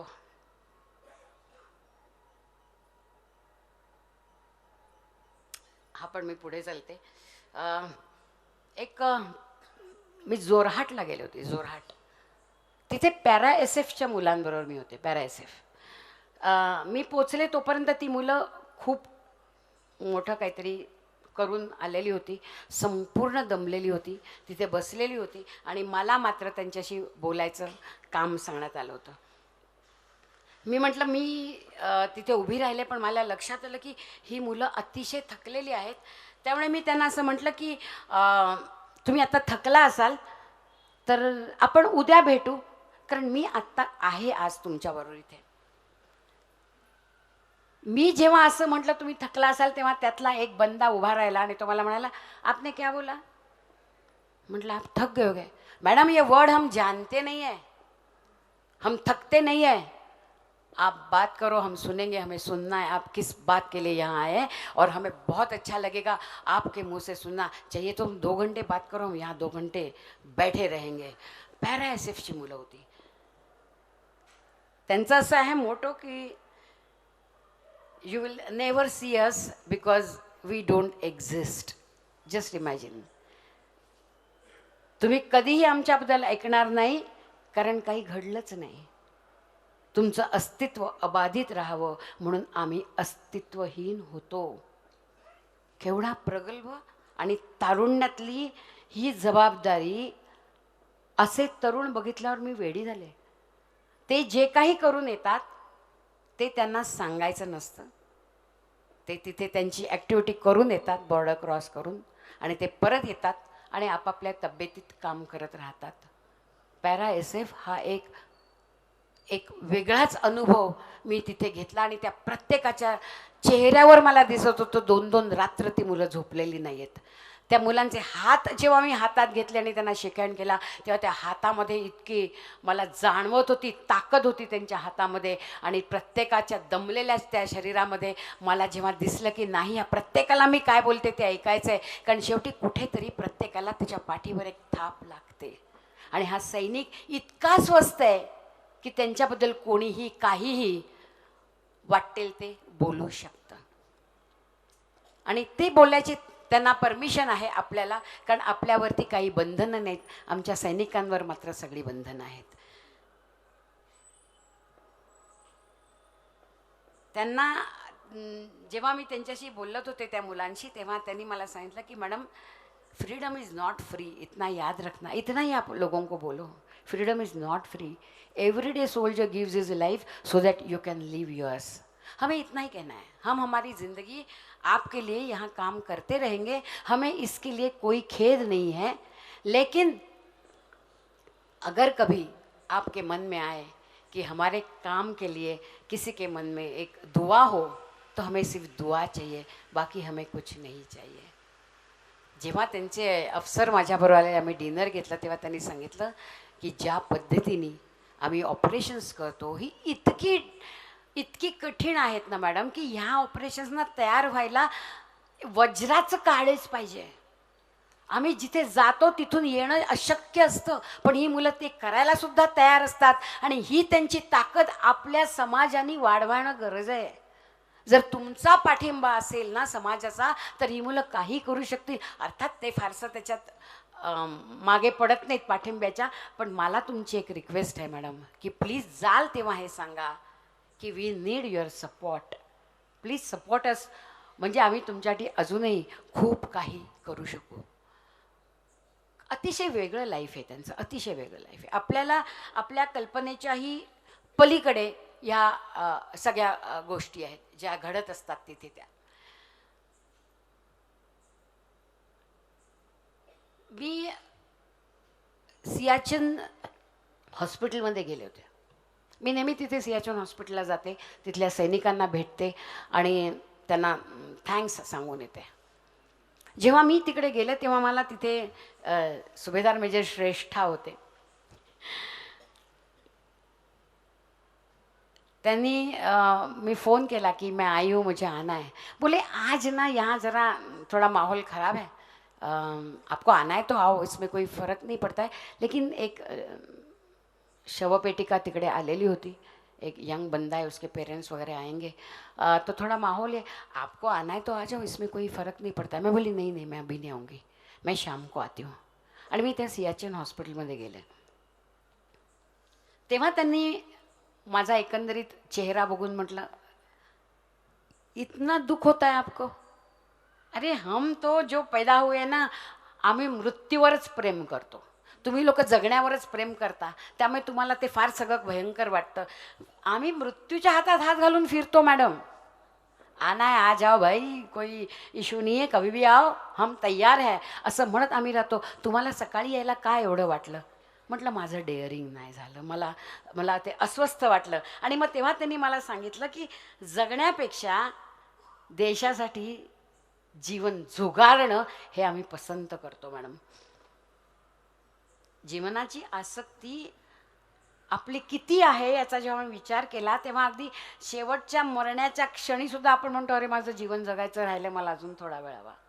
इतकी जीवनाची आसक्ती असलेल्या आपल्या माणसांना जेव्हा मी बघते, तेव्हा मला असं वाटतं की ही मुलं कुठल्या मिट्टी के बने. ते फक्त त्यांचं काम आणि त्या कामामध्ये तो जो उत्साह असतो. मी जेव्हा श्रेष्ठांशी बोलले तिकडे, जेव्हा त्यांच्याशी बोलत होते, तेव्हा असं वाटलं की तिथला प्रत्येक सैनिक काय, तिथला कुत्रासुद्धा त्यांना घाबरून उभा होता, एवढे कडक ते तिथे होते. आणि त्यांच्या गप्पा सगळ्या झाल्या. आणि मग मी त्यांना म्हटलं मैं जाऊ अभी सियाचीन हॉस्पिटलमध्ये. मी सगळ्यांना भेटायला जात असताना तिकडे मला आवडतं प्रत्येकाशी हात मिळवून यायला आणि थँक्स सांगायला. तेव्हा ते बोले जाओ जाओ आप अंदर जाओ, वही आप करोगे, हम हमारा काम करते हैं. मैं फिक्र को धुए में उडाता चला गया. आणि ते आपल्या मार्गाने निघून गेले. 2 वर्ष मला ते तिकडे भेटले आणि ते इतके कडक होते.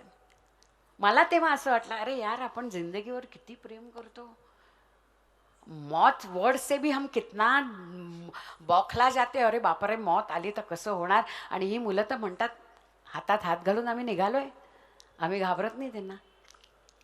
ह्या योद्ध्यांसाठी आणि ह्या 18, 20, 22 वर्षाच्या तरुणांसाठी आपण एकदा जोरदार टाळ्या देऊया.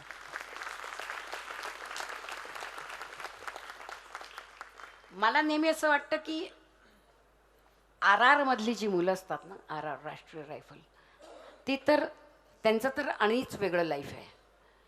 सतत त्यांना त्यांच्या टोजवरती उभं राहावं लागतं सतत. आणि त्यांचं सत्व इतकं रसरशीत आहे की त्यांच्या अस्तित्वाच्या प्रत्येक कणातून ते प्रकट होत असतं. अध्यात्म आणि सैनिक हा अतिशय निकट आहे असं मला नेहमी वाटतं. अँटी टेररिस्ट ॲक्टिव्हिटीज म्हणजे त्यांचं रोजचं युद्ध आहे. मातीच्या प्रत्येक कणात एक सूर्य असतो, तो त्या कणातला प्रत्येक सूर्य मी त्या RRच्या मुलांच्या डोळ्यामध्ये बघितला, त्यांच्या वागण्यामध्ये बघितला, त्यांच्या प्रत्येक शब्दामध्ये मी तो बघितला. आणि इतकं देशावरती प्रेम करून आपलं जीवन झुगारून देणाऱ्या या मुलांना हॅट्स ऑफ करताना प्रत्येक क्षणी माझ्या मनात आलं, मी काय करते आहे, ॲम आय वर्दी ऑफ देअर सॅक्रिफाईस. हा प्रत्येक ठिकाणी माझ्या मनात आलेला जो विचार होता तो सातत्याने तितकाच बळकट होत गेला जितकी वर्ष मी त्यांच्यामध्ये पुढे पुढे त्यांच्याशी बोलत राहिले आणि त्यांना भेटत राहिले. दुर्दम्य आशावाद, असामान्य कर्तृत्व, प्रखर राष्ट्रनिष्ठा आणि अदम्य साहस या जोरावर आमची ही RRची मुलं काहीही करू शकतात. आज तुम्ही आणि मी इथे बसलेलो आहोत तितक्या शांतपणे, याच्या मागे सुद्धा कोणीतरी तिथे उभं आहे याचं भान आपण निश्चित ठेवायला हवं. आता सियाचीन बेस कॅम्प जो आहे, माझ्या नशिबाने मला त्या सियाचीन बेस कॅम्पपर्यंत जाता आलं. जाणंच कठीण होतं, पोचणंच कठीण होतं तिथे. आणि त्याच्या पुढे वरती ही मुलं सियाचीन बेस कॅम्पवरती ट्रेनिंग घेतात आणि मग 15,000 फूट, 18,000 फूट, 19,000 फूट, 20,000 फूट अशी ती तिकडे जात राहतात. माझा एक बंदा तिथे होता, त्यांनी मला एक छान पत्र तिथनं पाठवलं होतं. त्यांनी लिहिलं होतं की आमचं ट्रेनिंग खूप अवघड आहे मावशी, आणि कष्टाचं पण आहे. हात पाय सगळे स्नायू खांदे अत्यंतिक दुखत आहेत. ट्रेनिंगमध्ये 3 ऑफिसर आम्ही एकाच टेंटमध्ये राहतोय. इथे टेलिफोन नाही, इथे जेवण नाही, इथे पाणी नाही. ट्रेनिंग कशासाठी तर सियाचीन पोस्टपर्यंत चढून जाता यावं यासाठी. तिथला बर्फ, तिथली उंची, तिथलं मायनस टेम्परेचर याची सवय व्हावी म्हणून आधी आम्ही ट्रेनिंग घेणार आणि मग नंतर आम्ही तिकडे वर जाणार.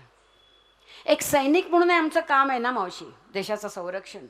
मग ते सगळ्यात अवघड ठिकाणी असलं तरी सियाचीन सैनिक म्हणून घेण्यात मला खूप अभिमान आहे. पण त्यासाठी खूप सॅक्रिफायसेस आणि कष्ट आहेत. हे किती जणांना माहिती आहे? कुणासाठी करतो आम्ही हे सगळं? फक्त देशासाठी आणि स्वतःसाठी.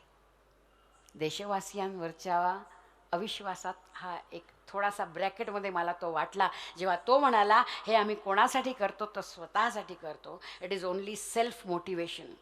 इथे अनंत संकटांना तोंड द्यावं लागतं आहे आणि त्यातून मार्ग काढायला लागणार आहे. माझ्या सैनिकांना सुद्धा त्याची जबाबदारी माझ्यावर आहे.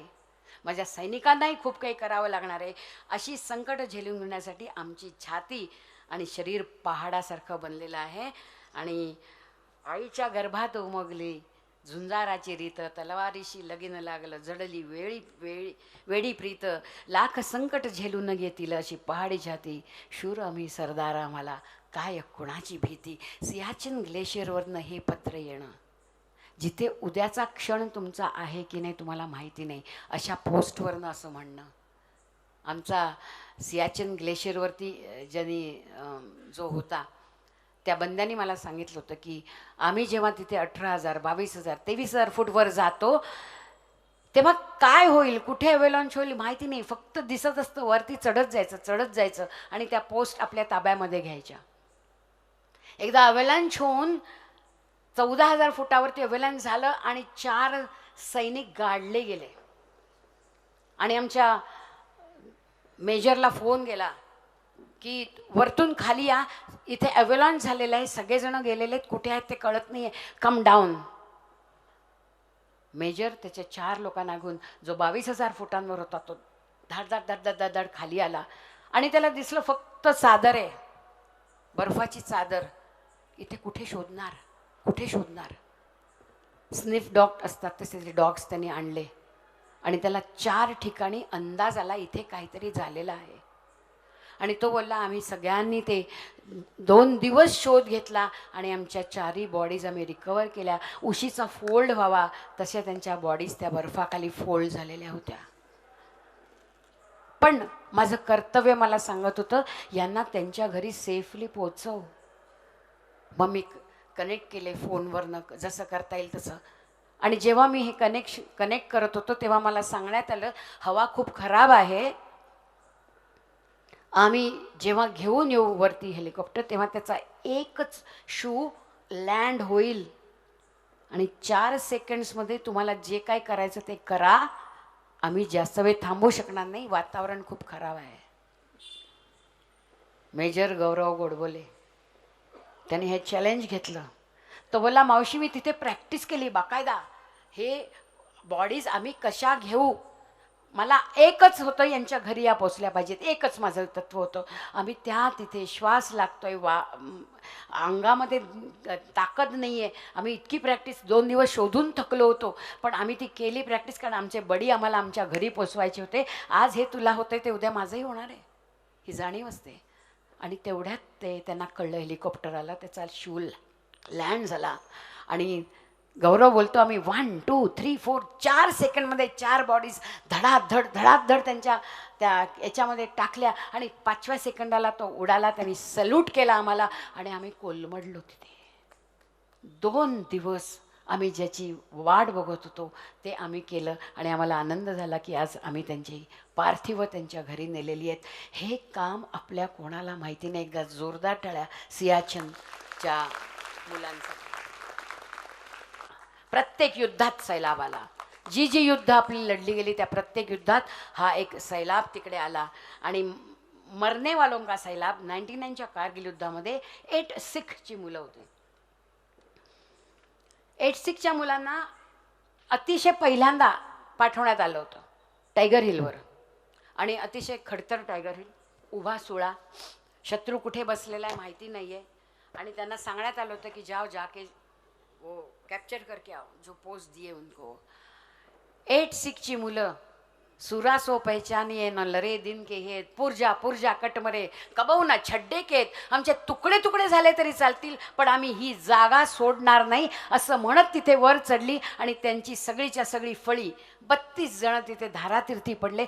32 जणांचा तिथल्या तिथे कारण वरती पाकिस्तानी वर बसलेले, आमच्या पोस्ट खाली आहेत आणि मुलांचं तुमचं शौर्य किती असलं तरी तुम्हाला जेव्हा वरती बसलेला शैनूच्या शत्रूच्या तुम्ही डायरेक्ट टप्प्यात येतात, तुम्ही किती लपणार, लपायलाच तुम्हाला जागा नाही पण तरी आम्ही लढणार हे म्हणणारी ही आमची मुलं होती 86ची मुलं.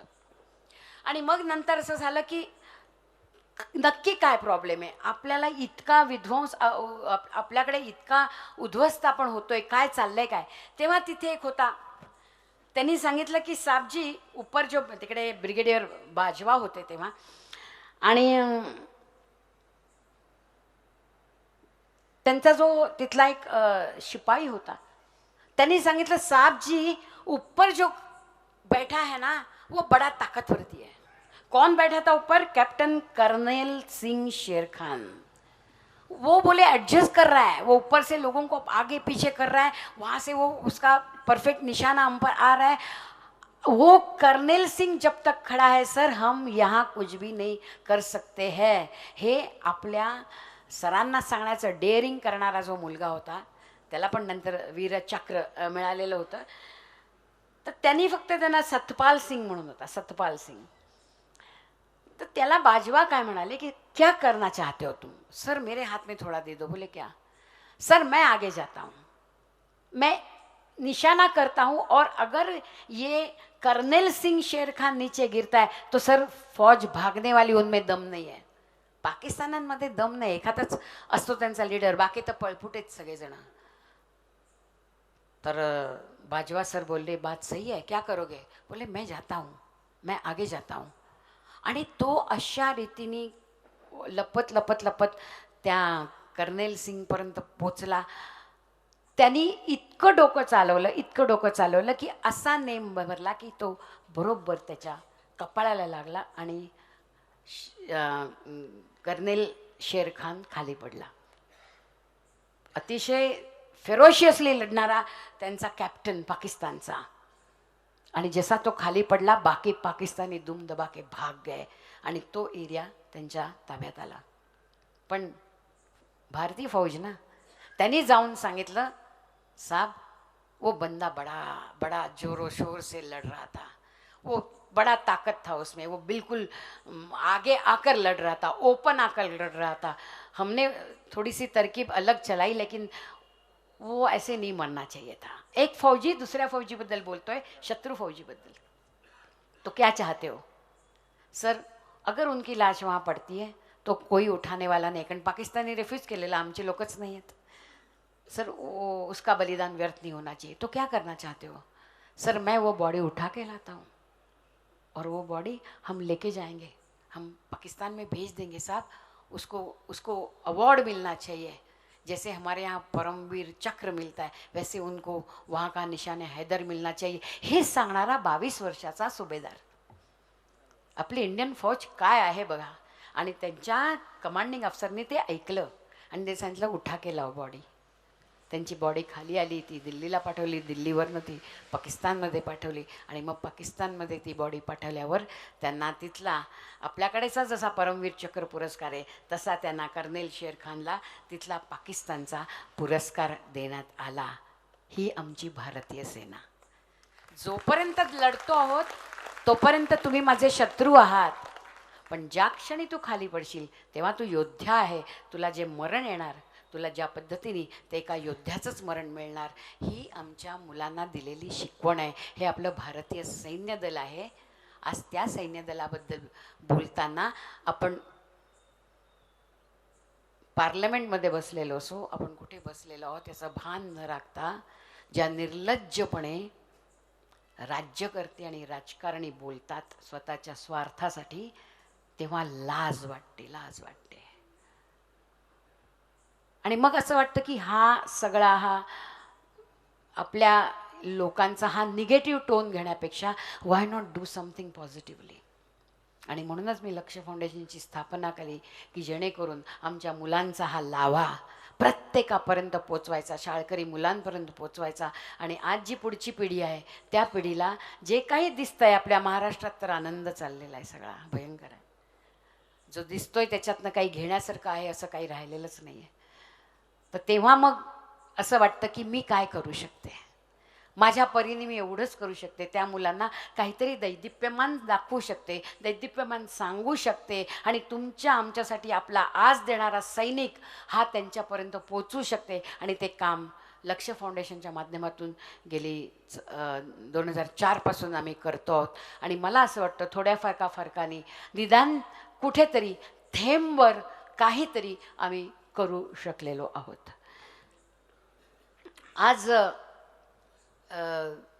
कारगिल युद्धाच्याच गोष्टींमध्ये सांगताना, कारगिल युद्धाला जेव्हा 25 वर्ष झाली तेव्हा मी संपूर्ण वर्षभर जिथे जिथे कारगिल युद्ध म्हणजे जे योद्धे लढले त्या प्रत्येकांना घेऊन महाराष्ट्रात 6 आणि महाराष्ट्राच्या बाहेर असे 12 कार्यक्रम दरवर्षी दर महिन्याला करत गेले. आणि मग तेव्हा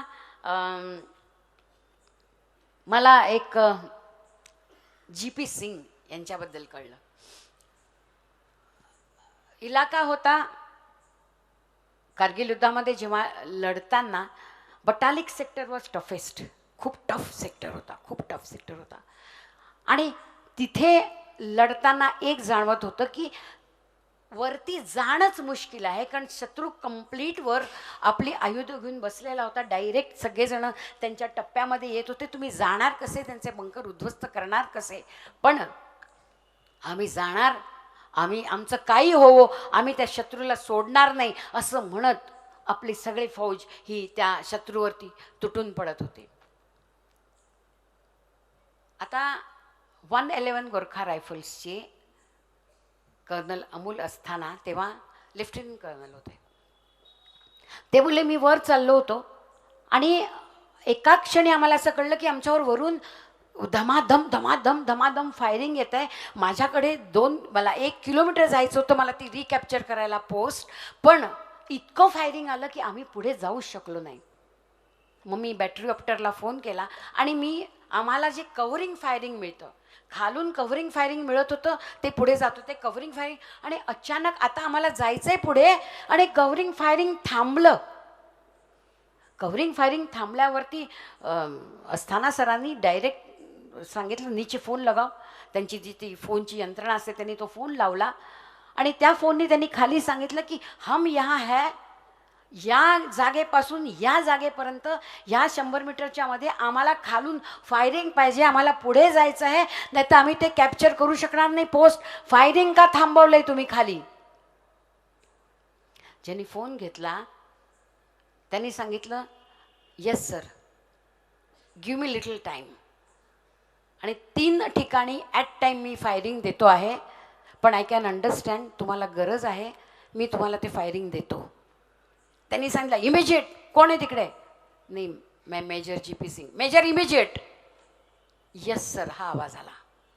आणि साधारण त्यांनी जे वेळ दिला होता काय 7-8 मिनटं, त्याच्या आधीच त्यांना हवं तिकडे खालून फायरिंग आलं. SOS फायरिंग म्हणतात त्याला.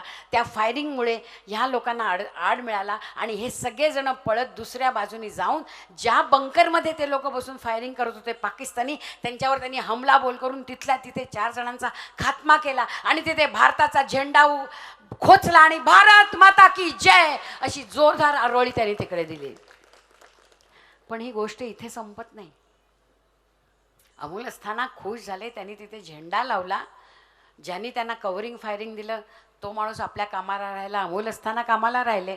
आणि नंतर काही वर्षांनी 20 वर्षानंतर अमोल अस्थाना आणि हा जो त्यांना फायरिंग देणारा GP सिंग ते समोरासमोर आले 20 वर्षांनंतर. युद्धामध्ये ना कौतुक करायलाही वेळ नाही आणि कोणाबद्दल रडायलाही वेळ नाही. आगे चलो असं सगळं होतं. कारगिल युद्ध was very very tough. Kargil war. तर जेव्हा ते समोर आले तेव्हा त्यांना लक्षात आलं की GP सिंगच्या एका डोळ्यामध्ये त्यांना तेज दिसलं नाही. सो अस्थाना सर बोलले GP क्या है? तेव्हा GP हंसले आणि म्हणाले हाँ यही है सर. क्या हुआ? सर जब आपने मुझे ऊपर से ऑर्डर दिया था उसके पहले पाकिस्तान ने जो बम्बार्डिंग करी थी उसका जो स्प्लिंटर्स थे वो मेरे आँख में गए थे और ये आँख मेरे हाथ में था. मैं वो आँख ऐसे पकड़ के बैठा था और मुझे 3 जगह फायरिंग देनी थी और मेरे 2 भाई लोग शहीद हुए थे और I was the alone there managing all 3 posts. आणि सगळीकडे SOS फायर हवं होतं, सगळीकडे हवं होतं. तेवढ्यात मला तुमचा फोन आला. बट आय अंडरस्टूड की तुमच्याकडे इमर्जन्सी जास्त आहे. तर मी तो डोळा माझ्या हाताने असा धरला दाबून आणि मी एका डोळ्याने ते मार्क केलं लोकेशन तुमचं आणि त्या एका डोळ्याने मी तुम्हाला तिकडे वरती फायरिंग दिलं, जे अचूक होतं आणि ज्याच्यामुळे आज तो पॉईंट आमच्या अस्थाना सरांनी म्हणजे गोरखा रायफल्सनी तो पॉईंट जिंकला होता. युद्धामध्ये घडणाऱ्या या ज्या घटना असतात या घटना नंतर पुढे बाहेर येत नाही. माझं जेव्हा मला ही गोष्ट कळली मी म्हटलं GP सिंग सर को मिलना ही मिलना है. आज ते मेजर जनरल आहेत. मी त्यांना म्हटलं सर मैं कभी मिल सकती हूँ आपको. 2 वर्ष वेळ समव मी माझ्या कामात ते त्यांच्या कामात. आणि मग मला दिल्लीला एका कार्यक्रमाला जाता आलं तेव्हा मी त्यांना फोन केला GP सर मैं आ रही हूँ पक्का मैं लेने आता हूँ. मेजर जनरल मला त्यांची गाडी घेऊन घ्यायला आले. त्यांच्या घरी आम्ही बसलो. सगळा त्यांनी तो सिनारिओ मला एक्सप्लेन केला. काय झालं होतं, कशा रीतीने बॉम्बार्डिंग चाललं होतं, कसा मी माझा हा हात घेतला. केवळ तो हात घेऊन मी 2 दिवस हा डोळा फक्ताचा हातात घेऊन मी अशी पट्टी बांधून ठेवली होती डोळ्यावर. आणि मला एकट्याला 3घांना तेव्हा मला पॅराएसिफना पण द्यायला लागत होतं आणि जॅकलायला पण द्यायला लागत होतं. 3 ठिकाणी मी आर्टलरी सपोर्ट देत होतो. आणि जेव्हा हे कळलं की मी इतका अत्यावस्था आहे तेव्हा मग जेव्हा रिप्लेसमेंट आली तेव्हा मी खाली आलो. तोपर्यंत माझ्या डोळ्यातली जान गेलेलीच होती. म्हणजे तो डोळा परत बसणं तर काही शक्य नव्हतं. पण मी माझं काम एका डोळ्याने केलं. आज मला आश्चर्य वाटतं की हात ज्यांचे या कामात गेलेले असतात, कोणाचे पाय गेलेले असतात, ते आर्टिफिशियल लिंब लावतात आणि तरी ते धावतात, तरी ते कामं करतात. कुठेही त्यांच्या मनामध्ये एक रिग्रेट नाही की हे माझं गेलं अवयव. हा डोळा नाही माझा, हे नाही, हा रिग्रेट नाही. सरांच्या घरी गेले तेव्हा मी जेव्हा त्यांच्या घरी बसले, यू वोंट बिलीव्ह मी मी मी शब्दहीन झाले. माझ्यासारखी सतत बोलणारी बाई, मी फक्त त्यांचं ऐकत होते. आय वॉज लुकिंग ॲट हिम. पाणी डोळ्यातलं सरत नव्हतं, थांबलं. आणि मग त्यांनी मला माझ्या जवळ घेऊन सांगितलं, अरे इतना क्या कर रहे हो, मैं आपके सामने खड़ा हूँ, बहुत अच्छा हूँ, मैं मेजर जनरल बन, आप किस बात का दुख करते हो, वो तो हमारी फौज है, फौज में तो ये चलता है, मेरे कितने बंदे गए, मैं तो जिंदा हूँ, देखो मैं 2 पैर पे खड़ा हूँ और आज मेजर जनरल की पोस्ट पर काम कर रहा हूँ. ह्या त्यांच्या सगळ्या तेजाला जर आमच्यासारख्या सिव्हिलियन्सनी, काय शब्द वापरू मी आपल्या वागण्याचा मला माहिती नाही, पण ज्या पद्धतीने तमाशेखोरगिरी करत सिव्हिलियन्स आपण जगत असतो, त्याला आपण त्यांच्या त्यागाला लायक आहोत का, हा प्रश्न सातत्याने मला पडत असतो. आपल्या पुण्याचेच जेव्हा मी ह्या सगळ्या गोष्टी लिहित होते, पुस्तकं लिहित होते, तेव्हा माझा पाथरकर म्हणून त्याच्याशी संपर्क आला. निलेश पाथरकर, तो आता कर्नल म्हणून रिटायर्ड झाला, पण तो जेव्हा यंग होता तेव्हा तो म्हणाला की मला खबर लागली की तिकडे मी जिथे आहे तिथून पुढे अतिरेक्यांचा तळ आहे, तिथे तो बसलेला आहे आणि ज्याला मला कॅप्चर करायचं आहे तो तिथे बसलेला आहे. माझ्यापर्यंत ती न्यूज आली. 4 जण तिथे होते, 2 अफगाण आणि 4 पाकिस्तान, अशी 6 जणांची तिथे. बरकत म्हणून एक होता, ज्याला त्याला पकडायचं म्हणून तो तिथे काम करत होता, तोला बरकत आया है न्यूज आई. आणि मला ते कळलं. मला कस्कोट का मेजर म्हणायचे ते लोक. हे एकमेकांना जाणतात, म्हणजे त्यालाही माहिती होतं काय आहे निलेश पाथरकर, आणि निलेशलाही माहिती होतं तो काय आहे, तो कुठे असतो, सगळं माहिती असतं आम्हाला.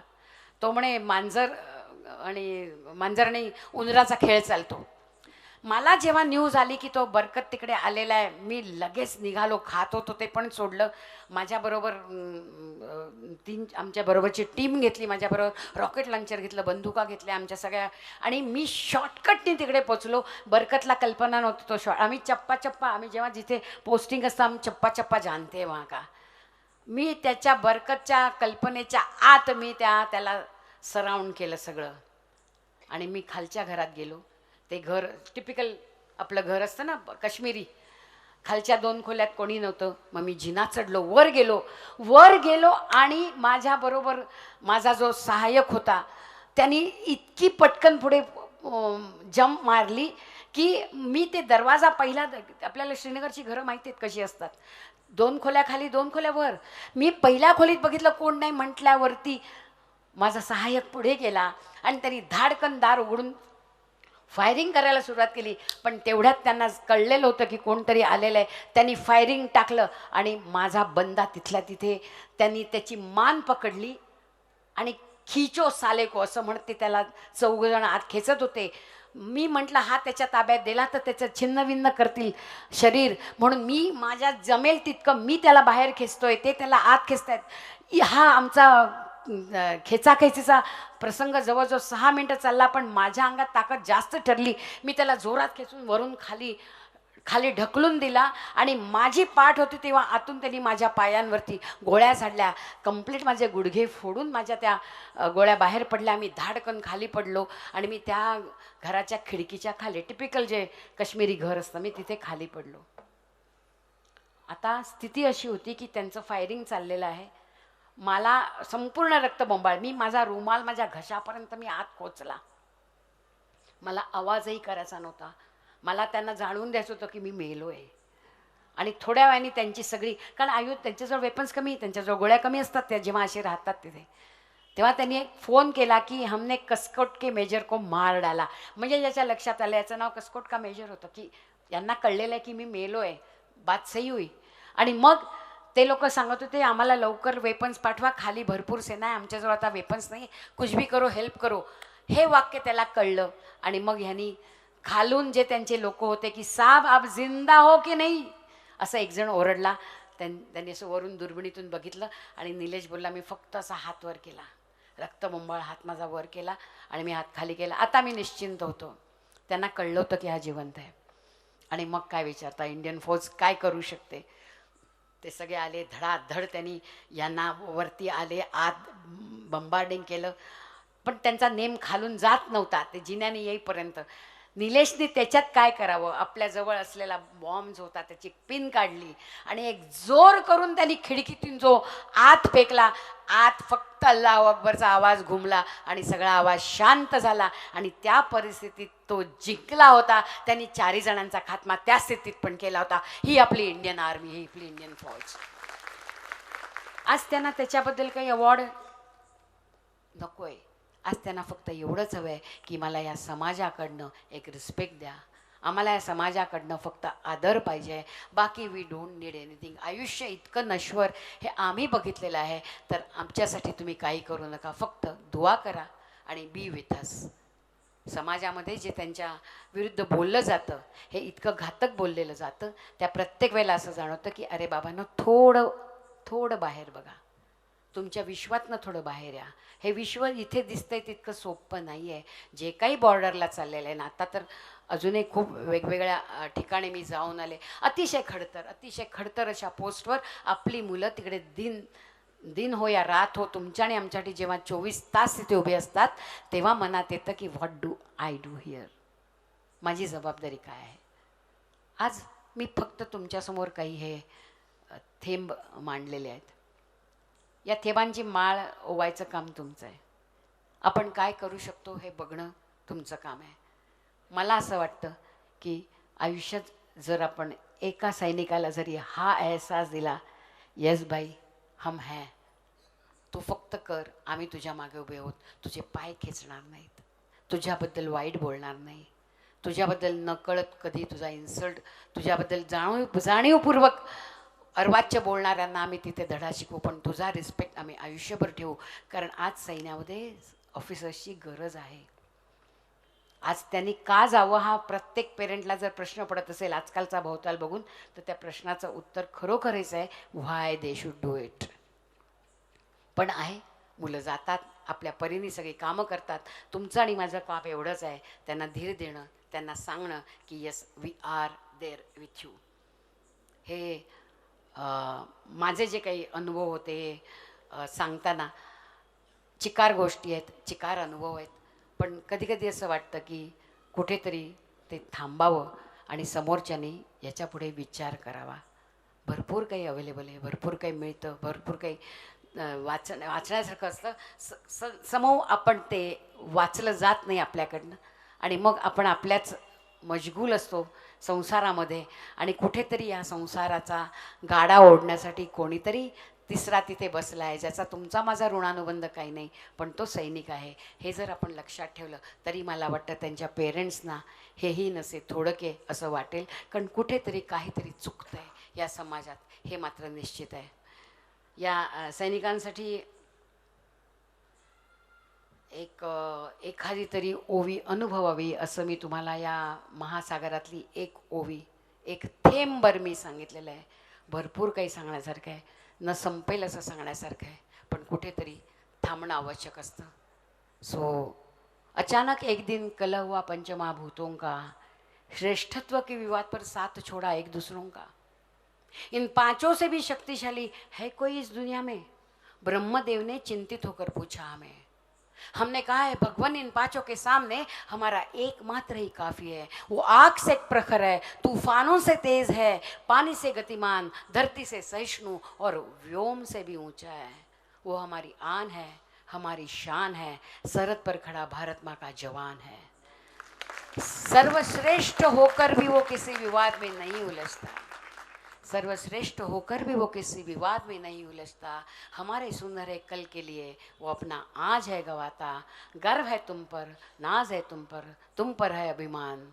लज्जित पंच महाभूतों सहित हमारा कोटि कोटि प्रणाम, कोटि कोटि प्रणाम. जय हिंद.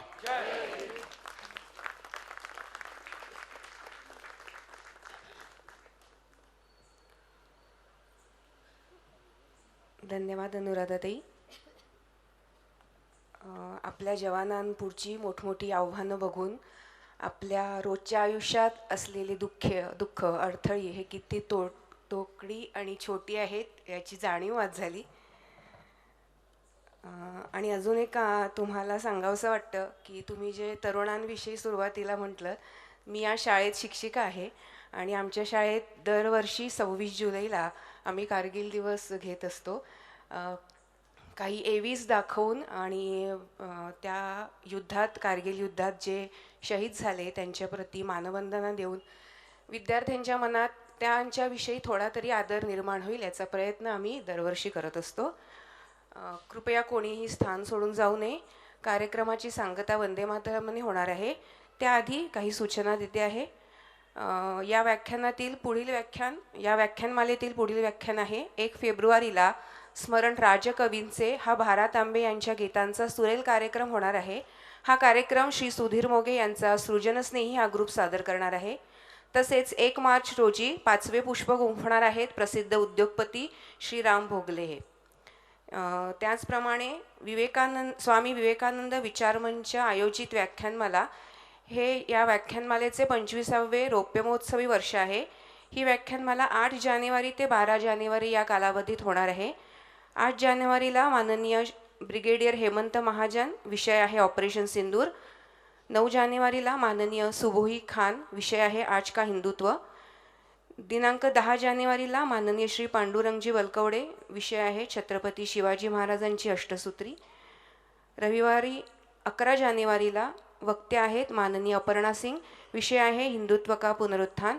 आणि सोमवारी 12 जानेवारीला युगप्रवर्तक डॉक्टर हेडगेवार ही नाटिका सादर होणार आहे.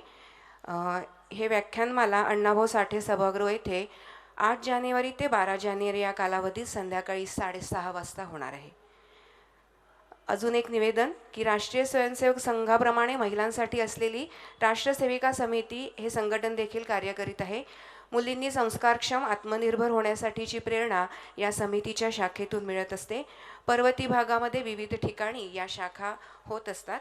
याविषयीची अधिक माहिती हवी असल्यास आयोजकांशी आपण कृपया संपर्क साधावा. कार्यक्रमाची सांगता संपूर्ण वंदे मातरमने होईल. त्यासाठी सौ मिताली पोद्दार यांना मी मंचावर आमंत्रित करते व सर्वांना विनंती करते की वंदे मातरमसाठी कृपया उभे राहावे.